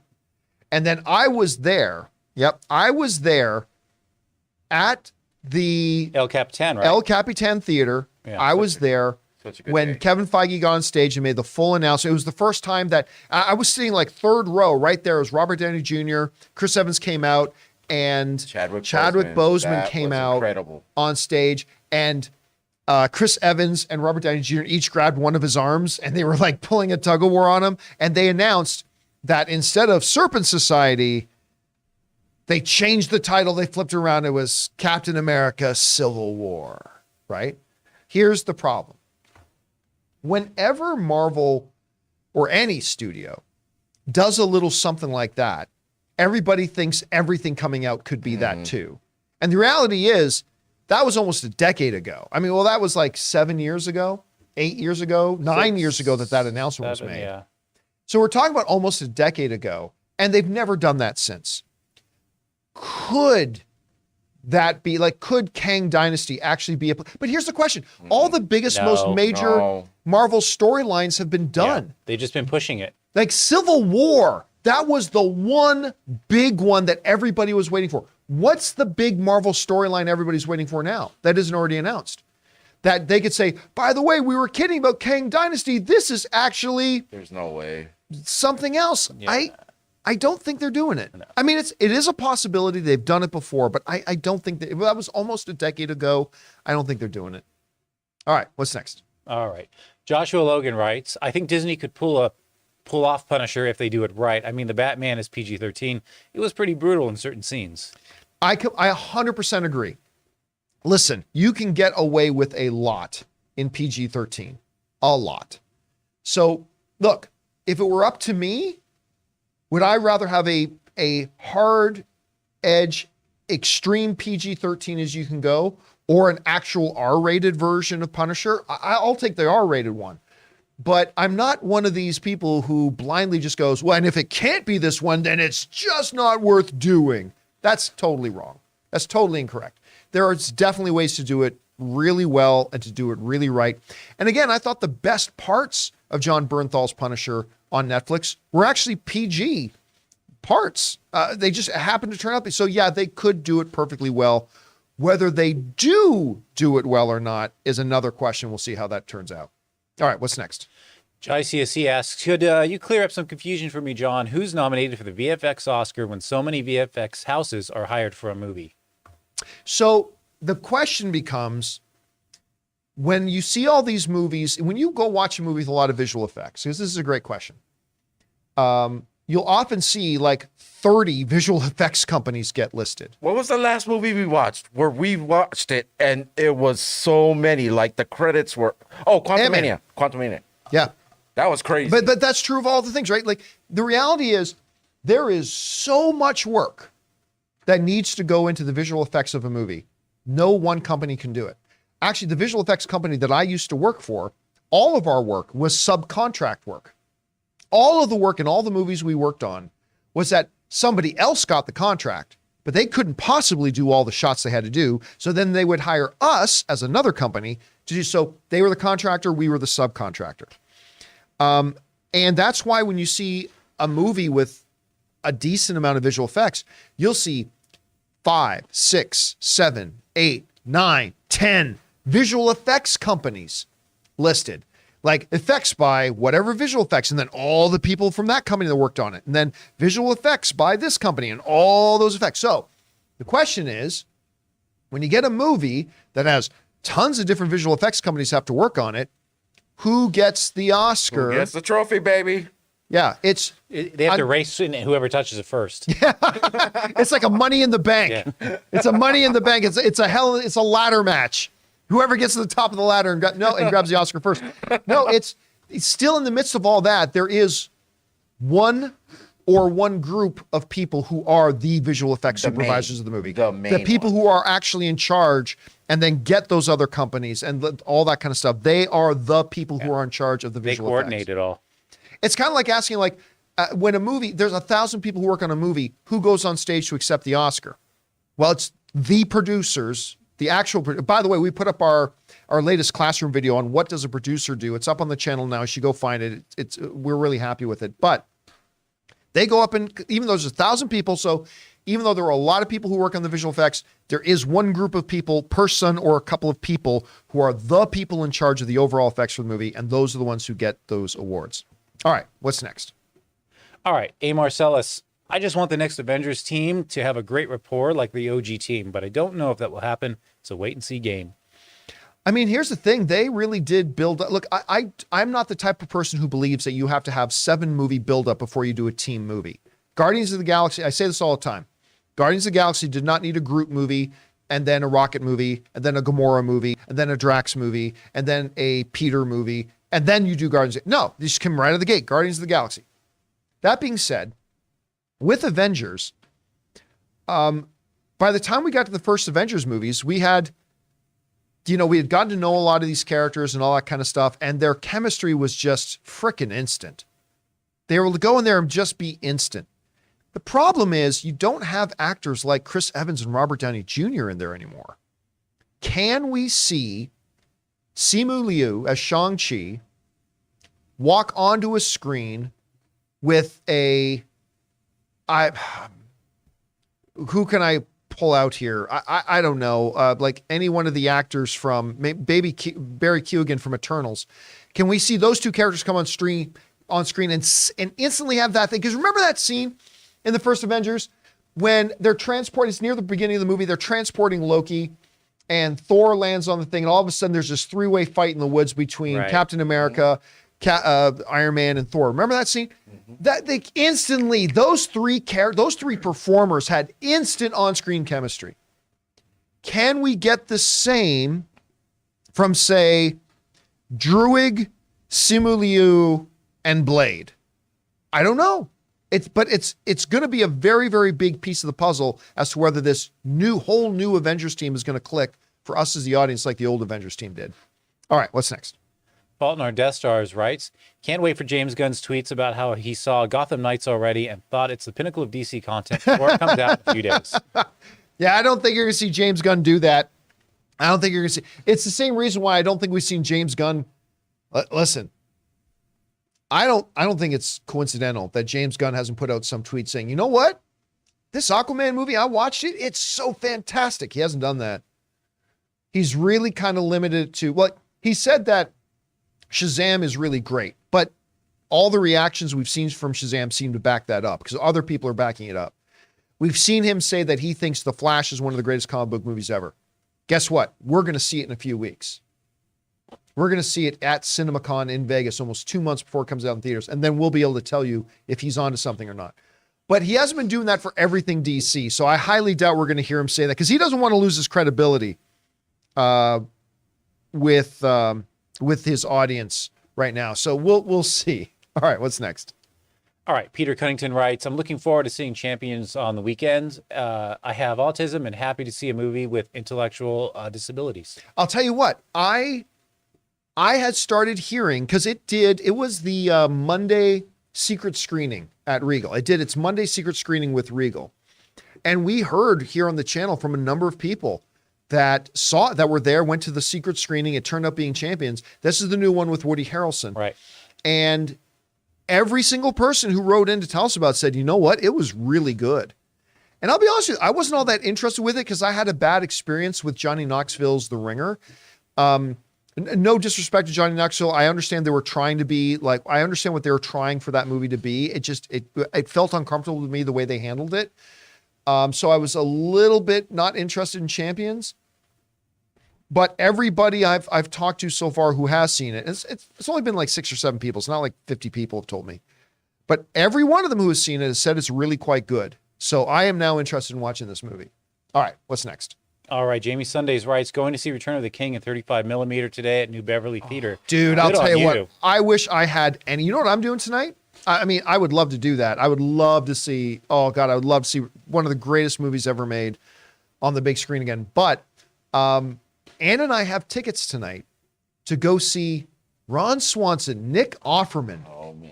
Oh, yeah, it's tonight. You mentioned that. Yeah, we're going to go out and go watch him tonight. He's doing kind of like an evening with Kevin Smith sort of thing, where he's going to be on stage, telling some jokes, telling stories, all that kind of stuff. And obviously we just saw him in The Last of Us a few weeks ago. I'm very, very excited about that. Otherwise, I'd be probably going out to go see. I'm assuming that's a theatrical cut tonight at the New Beverly. Thing. I don't know, because that's a lot. The theatrical cut's 4 hours. So that's No, because that the Oh, extended cut. sorry, yeah, yeah, not the yeah. extended. Yeah, I agree. I'm assuming Yeah. it's probably going to be a theatrical cut. All right, what's next? Well, either way, Jamie, go get some El Coyote across the street when you're done. All right, Christian Rohr. What is the Mandalorian's favorite paper towel? Bounty. I'll allow it. I'll allow it. That was you really? that was not bad. Okay, all right. that was not bad. That was Then all right. Then all jokes are welcome today. Then obviously. Ray's the bar has harsh been critic. set. Ray is the harsh critic today. All right, what's next? All right, Dominic Suma writes, I really hope the motivations behind the new Avengers aren't because they don't want to pay the huge salaries for Evans, Hemsworth, RDJ, Renner, etc. I can't see it. Now, look, at the same time, you can't live in a world where you just give an actor whatever they want. Look, I'll be honest with you. I would love to see Robert Downey. I do believe we're going to see Robert Downey Jr. back in the MCU. No, he's dead. In at least final. a cameo kind of way in Secret Wars or something. But if Robert, and by the way, I'm making this up. This is not true. I'm just saying, if Robert Downey Jr. theoretically says, I want 120 million for a movie, well, Marvel should say, fuck you. No. And show him his way out the door. And again, I'm not saying Robert Downey Jr. said that at all, by the way. I'm saying you don't just give actors whatever they want, because that's not a way you build your business.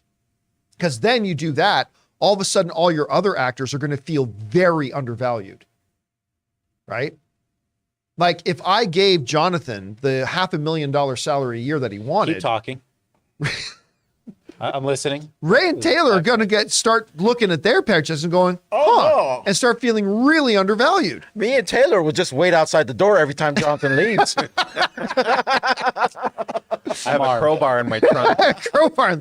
I'm just saying, like all of a can take sudden, because what you do then, because people just give them his money. Then all of a sudden, you've insulted all the other performers who work in your franchise. You've just insulted all of them. Like you can't give one person an amount of money that makes everybody else just straight up feel insulted. And like you got to be wise about it. So I honestly don't think that has a big part of it. It might have something to do with a little bit, but I honestly don't think it's a big part of it. They're making a lot of money. That's why when you pay actors, you need to stop putting the bills in stacks on the table. You just have to buy bags and put them in bags, because that's how they get paid, right? With Yes, bags of big money? bags of actual Okay. cash. Oh, thank you. All right, what's next? Facts. CJ Rebirth writes, had a great time with Scream 6. Love that Hayden Panettiere Yeah. came back, because I've missed her in movies. Also, hope Chris never sees this movie. Oh, yeah. Oh, yeah. No, this one would be good. Oh, No, yeah. for several reasons, this movie would be good for Chris. Listen, I love Hayden, but I never watched that country music show she was in. Oh, my God. It was so good. I'll take your word for it. It really was. I'm not dirt on my boots. nicest way to I'm not a country music guy, admittedly. Hey, no disrespect for anybody who's totally into country music. Not everybody who's into the stuff that I like either. It's just country music, not for me. So I never bother watching it. I will always think of Hayden though as Heroes, right? Save the Cheerleader, Save the World. I mean, that's what I'm always going to remember her for. But she was quite good in this movie, actually. Yeah, she was great. Dirt on my boots. Anyway, okay, what's next? Jeff. He writes, no worry about the Hulk. What they did when She-Hulk can't be canon because they broke the fourth wall. Fun show, no repercussions to the MCU. It's You canon. just keep thinking that way. Yeah, you can think that way if you want, but it is canon. Everything that happened, like maybe the more extreme stuff, like she crawls out of the TV interface of Disney Plus and all that kind of stuff, like, maybe that's canon, maybe that's not. But all the actual events of the show are canon. Hulk has bowl cut boy. Hulk has bowl cut boy. Hulk wears Hawaiian shirts. That potato salad is canon. That potato salad is canon. It is. I mean, again, listen, Rob's had a theory for a while. He's starting not to believe it himself, but he's had this theory for a while. This is interesting. Like, what happens if we find out that every single movie and TV show we've seen in the MCU during Phase 4, or everything that's happened since Loki, has actually been in its own separate universe? That the universe we saw in Shang-Chi is actually a completely different universe than the one for Moon Knight, which is totally different from the one from Ant-Man Quantumania, which is I mean, then, yeah, all these things could not necessarily even be canon, but even Rob's not thinking that anymore. It's probably not the case. So, but no, everything that happened in She-Hulk is canon. Oh, well. All right, what's next? NashPreds99 writes, if you want to have a whole new set of Avengers, fine. But give me origin films or stories that make me care about them like we did in the original characters. Listen, I believe you can make us care about a character very, very quickly. Because I'll tell you what. You know how much time it took for Baby Yoda to become the most beloved character in all of fiction? One scene. 35 seconds of screen time. Mandalorian Season 1, Episode 1. That's it. He was beloved. Do you know how long it took for Hans Gruber to become considered by many, maybe, to be the greatest villain in cinematic history? One movie. That was it. One. Oh, so Didn't need a 3-film build-up origin story. They just brought in Hans Gruber. Hans, Bubby. They just had to bring in Hans Gruber. One movie. For those of you who don't know what we're talking about Die Hard. Brought him in for one movie, didn't need an origin story, didn't need none of that stuff, and he became what is still considered today by many, almost everybody, at least a top 5 greatest cinema villain ever. So it's not about how much time, it's about how you use it. It ain't how big, it's how you use it, is basically what I'm saying. It's not about how big the chunk of time that you have on them is, how you use that time. Well, In my they're gonna case, use it's it. both. On Baby Taserface. On Baby Taserface. Oh, no. All right. Just baby everybody, and then we'll love it. What's next? Wayne Denny writes, what is going to have more viewers Sunday, Last of Us or Oscars? I think Oscars. Oscars. Yeah. Oscars will have the more viewers. Because it'll get both audiences, and then they're going to watch The Last of Us. Yeah, people are either going to watch. I mean, listen, the numbers that the Oscars get, even in their lowest stuff, is higher than Last of Us. But of course it does. I mean, it's the Oscars. But the only question is going to be is like, are you going to watch the Oscars first and then Last of Us, or are you going to watch Last of Us first and then the Oscars? I am watching the Oscars first, but damn, as soon as that broadcast is over, as soon as they hand out that trophy for Best Picture of the Year, probably to Everything Everywhere All at Once, we are then Ray's going to bring in the barbecue that he's making in the back. And then we are all gathering into the theater room and we're all watching the season finale of Last of Us. We're Also, watching both. I actually have a crazy prediction for the Oscars. Okay. I will sleep through more of the Oscars than Last of Us. There you go. I am willing. I'm willing to buy into that bet. All right. What's next? Joshua Logan writes, what if Lucasfilm embraced the literal name Star Wars and made one of films like Rogue One about wars that take place in the stars? Are sequels, trilogies necessary? So does he mean? I think he means like one-offs, but like the war aspect of it. I mean, listen. First of all, I love Rogue One. Love Rogue One. That being said, one of the promises going into Rogue One was we need to have the war. Rogue One's a war film. And while the third act of the film, once they get to, and I can't remember the name of the planet where the Imperial base is, but when they go Tatooine. it seems like everything in Star Wars goes back to Tatooine.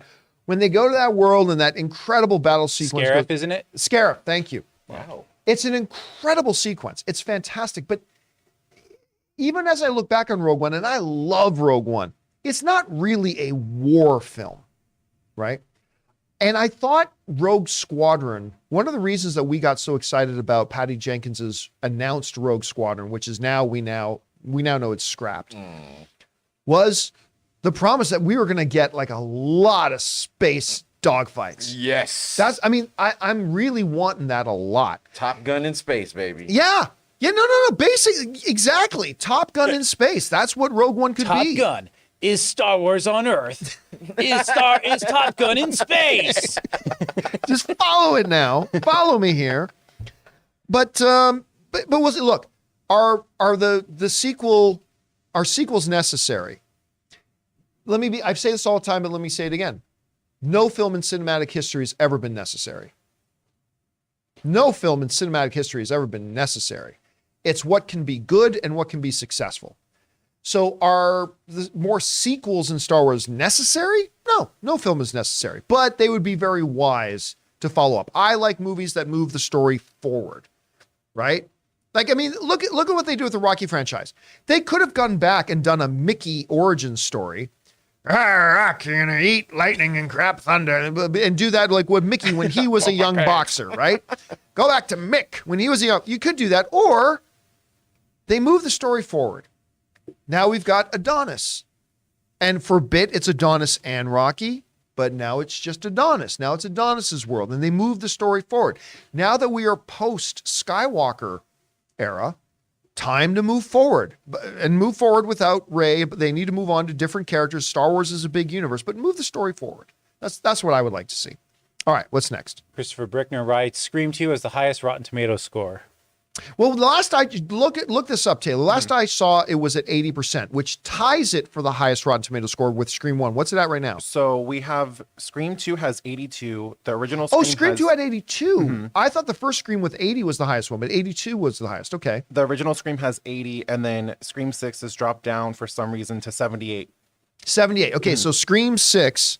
What did the question say was the highest one? Scream 2. They said, I thought they meant Scream 6. Okay, so yeah, there you go. Scream 2 is the highest critically rated one. I think 6 is much better than 2. Personally, that's just me. I think Scream 6 is much better than 2. I think it's my second favorite of the franchise.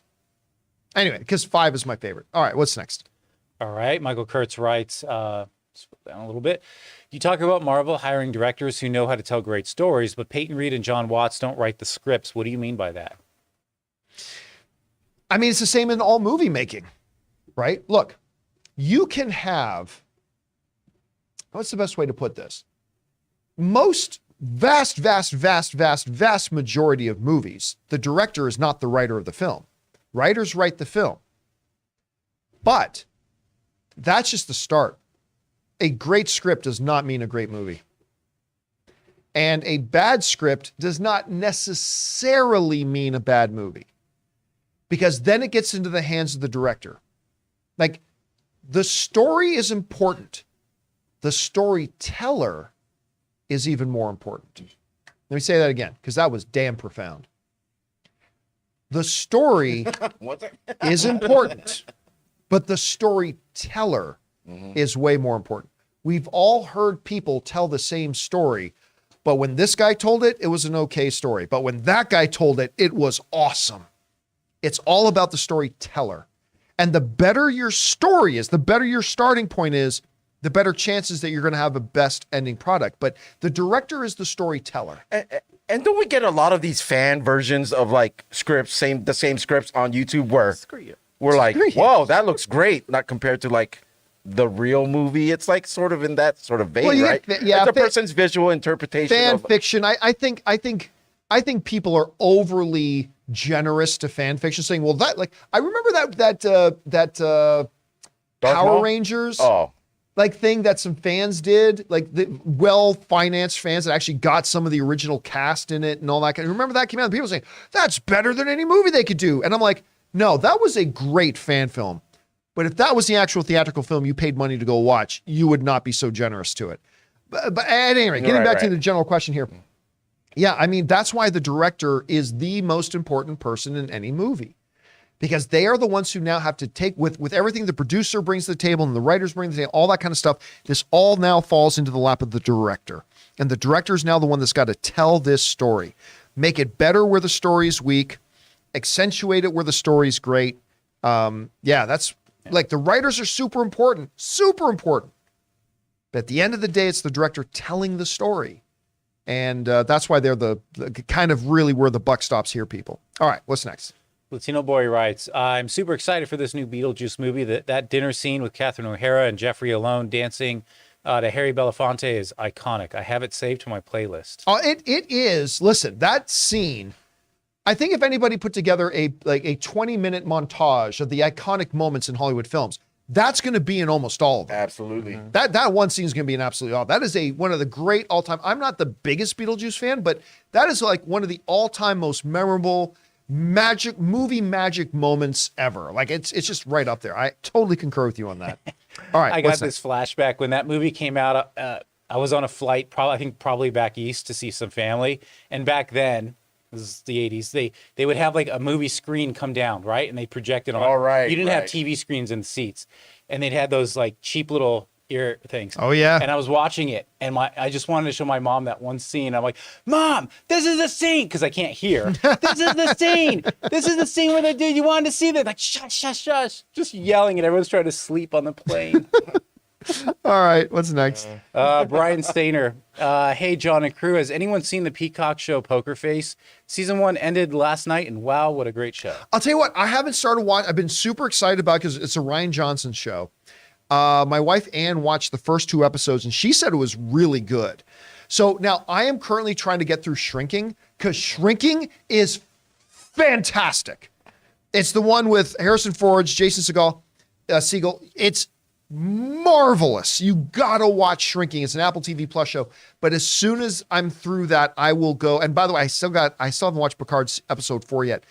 But after that is done, Poker Face is the next one up, because I'm hearing nothing but absolutely fantastic things about it. And apparently it's been doing really well for Peacock. What's the premise of that show, real quick? She's just, my understanding, remember, I haven't seen an episode yet. It's kind of an anthology show, but she's a character who basically almost has like a superpower that she can, it's not a superpower. She just has this ability where she can always tell when somebody's lying. Ah. And it's called Poker Face. And Ann says it's really good. So there you go. All right. What's next? All right, Joshua Logan writes, I can't wait to see She-Hulk and Deadpool share the screen for the first time and look at each other and look at us at the same time and argue who spoke to us first. I don't think Ryan Reynolds is going to let She-Hulk be in anything he's in, to be honest with you. Look.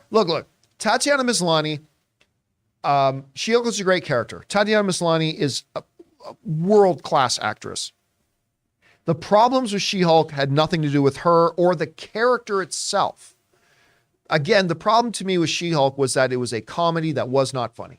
And there's nothing worse you can be as a comedy than not funny. Yeah, and the show wasn't funny. Then you'd have the Deadpool writers writing her stuff. So it could work. I mean, look, if you had the Deadpool writers writing her stuff, but I don't think they're going to let She-Hulk be rated R. Yeah, no. Although, look, She-Hulk had its moments. Like the whole Smash jokes, some of those were pretty damn funny. And the stuff that she did with Daredevil were pretty good. It had its moments, but that's why ultimately I didn't like. I don't think Ryan Reynolds wants to do one with She-Hulk, but who knows? It could be great if the Deadpool writers, who is it? It's Paul Wernick and who's the other guy? It's Wernick and Davis. No. Who? No. It's Paul Wernick and who's the other guy? The 2 writers that work so much stuff. Anyway, Rhett Reese. Rhett Reese, thank you, and Paul Wernick are the writers. If Rhett Reese and Paul Wernick were writing She-Hulk, I would suddenly be very interested. Oh my God, Kevin Feige, if you're listening, get Rhett Reese and Paul Wernick to write the next season of She-Hulk. Then you want to talk about the ability to turn something around real fast? That'll be it. All right, what's next? All right, Donuts wants to know, did you see 80 for Brady? What were your thoughts? You know, it's funny. If you go to Best Buy right now, you can actually see Robert Meyer Burnett's take on the special 4K release of 80 for Brady and his thoughts. So check it out. Yeah, 4 hours of bonus content footage. It looks like The Bachelor. Listen, I am a big fan of Tom Brady. He's the GOAT. He's the GOAT of GOATs. He's the greatest of all time. I don't want to watch this movie. I did not see 80 for Brady. I'm probably not going to see it, unfortunately. All right, what's next? All right, G-Rags writes, do any of you guys watch Snowfall on FX? No, I've heard nothing but great things about it. Listen, there are a lot of shows I don't get to keep up with. I actually don't get to keep up with a lot of television. I'm just too busy. But I've heard Snowfall is now going to its final season. I've heard nothing but good things about it, but I've never seen an episode. Any of you guys watch it? No. No. They're great at their marketing. Every time like a promo for the show comes up on TV, my full attention's on that. I don't know what it is about the marketing. It might be the music or whatever, but they're doing a good job. Not good enough to get you to watch it. No, because I don't know what we don't even have FX anymore. Like no. Where I think that would be if it's on FX, that means it's on Hulu, right? Well, yeah. But where I see the commercials is on regular cable and regular ass cable. Basic cable actually eliminated a lot more channels. We don't even get A&D It'll or be on FX Hulu anymore. It'll be on Hulu. Okay. All right, what's next? All right, Amin writes, have a good weekend, everyone. Enjoy the Oscars. Thank you so much. Again, my favorite weekend of the year other than Christmas. I look forward to but this Oscars is even better because not only is it Oscar day, it's Last of Us finale day. So a lot to look forward to this weekend. All right, what's next? All right, Leonardo Guillen writes, Avengers 8, Young Avengers versus Galactus. what do you do with Galactus? Again, I don't understand everything saying versus what. I honestly think Galactus would be the dumbest thing they could do in a movie. Because what's any Avengers team going to do against Galactus? Dormammu. I mean, yeah, Dormammu, Celestials. Yeah, but like what's Hawkeye, whether it's, Jeremy Renner Hawkeye or whether it's Get him right in the eye with an arrow. What's her name? Haley Steinfeld? Yeah. What's Haley? What's Pew? Kate Bishop. Like, what are you gonna do? If it's the proper Galactus, what are you gonna do? I just don't see what the point of Galactus is. At least not in a live action movie. All right, what's next? Fanjexture writes, remember when Iger said you'll learn how Han Solo gets his name? We didn't think it was literal. I don't think he's talking about metaphors for Avengers. Yeah, because that was straight up. We literally had a scene of how it goes. So you're Han Solo? Listen, I really like that Solo movie. That was a little bit of a cringy moment, but I really like that Solo movie. But yeah, Iger doesn't seem to speak in metaphors. Like he usually is quite literal. So we'll find out. We'll find out soon enough if that's true. But you might be onto something there, Fanjexture. All right, what's next? Cal Schneider writes, Disney hasn't followed up with Elemental since that teaser, and it's only 3 months away. I'm curious to see more, but now I'm getting worried. No. I always got to kind of show. What is the actual release date for Elemental? I'll look right now. But I always kind of giggle whenever I hear anybody say, another trailer hasn't come out. I'm getting worried. Anyway, when does it come out? It comes out on June 16th. So we're at April, May, June. So yeah, we are over 3 months away still from that movie coming out. No. They don't want any of that Mario smoke right now. Come on. I mean, yeah, listen, they're Maybe they'll focusing air on it at different Mario. things. They are going to have a marketing campaign for this thing. I'm okay with trailers that come out within 5 months. Unless it's a major tentpole project to me, like a Justice League, a Superman, an Avengers, a new Star Wars proper movie. I honestly don't see the purpose of putting out a trailer outside of 3 months. I just don't see it. Like 12 weeks, like people will forget all about it. So for the bigger movies, yeah, 4 months, 5 months out, maybe. But I just don't see the purpose of putting out trailers much further ahead of it than that for most movies. So I'm not worried about it at all. Or you could put out no trailer for me like John Wick did.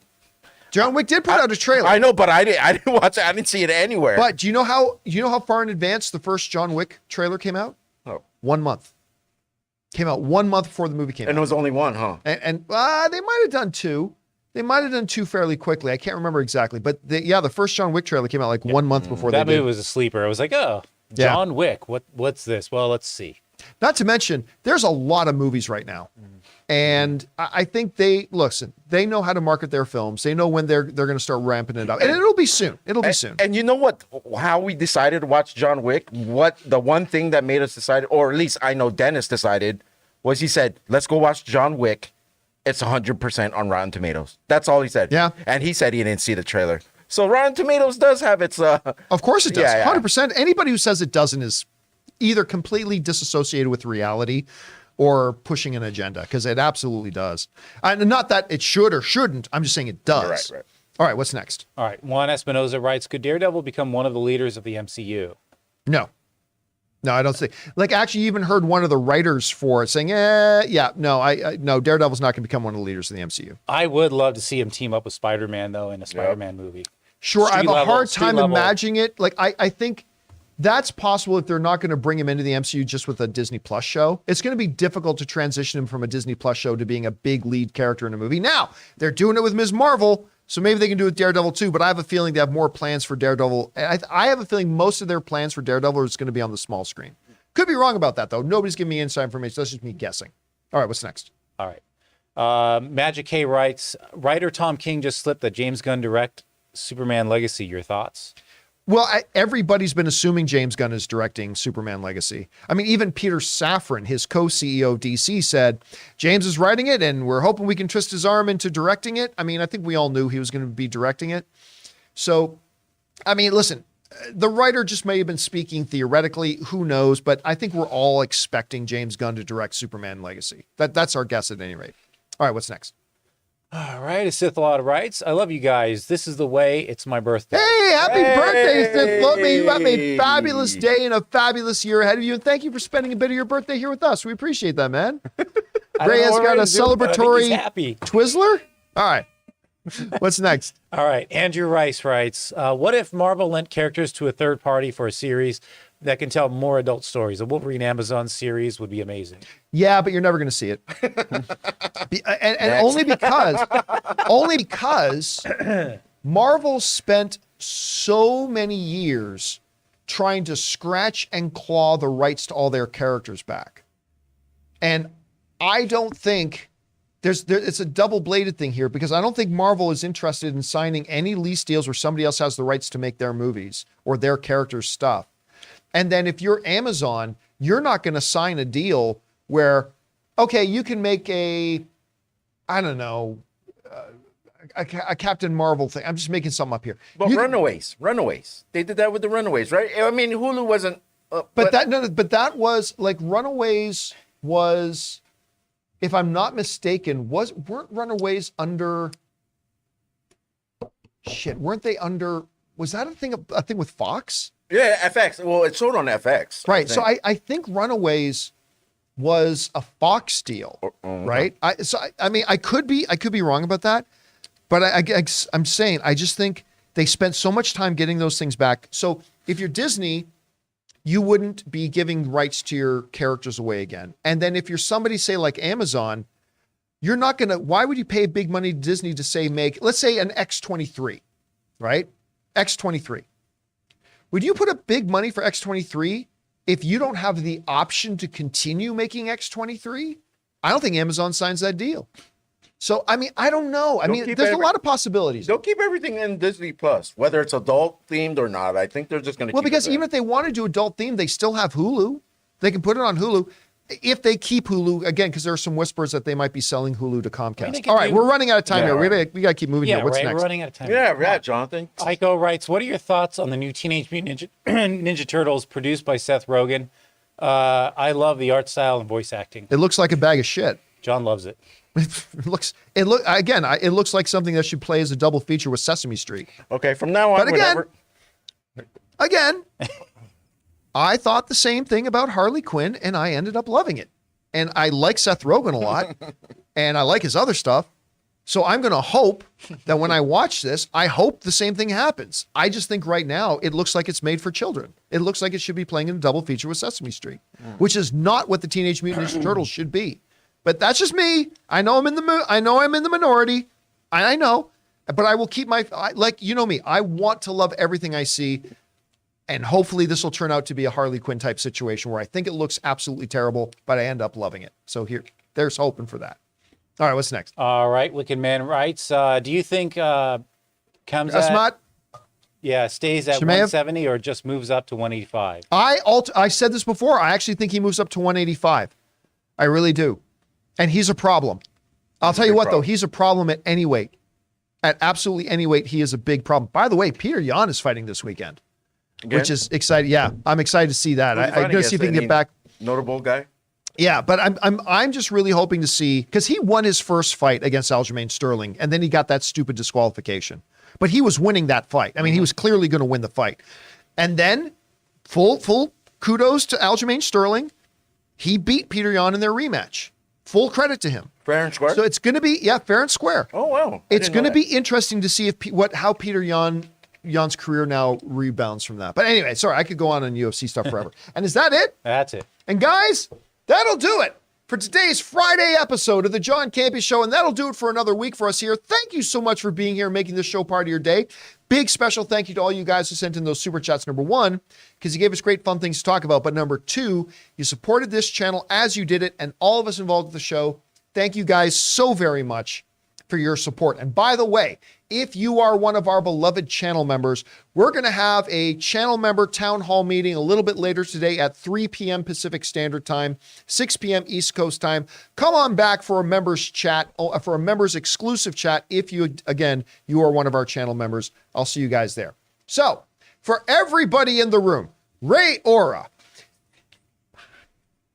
You were just on camera doing that. What are you trying Go to watch 65, baby. Oh, go watch 65. They're trying to give me a secret subliminal message right on camera.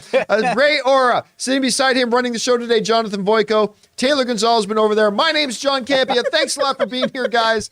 And until next time, my friends, bye-bye.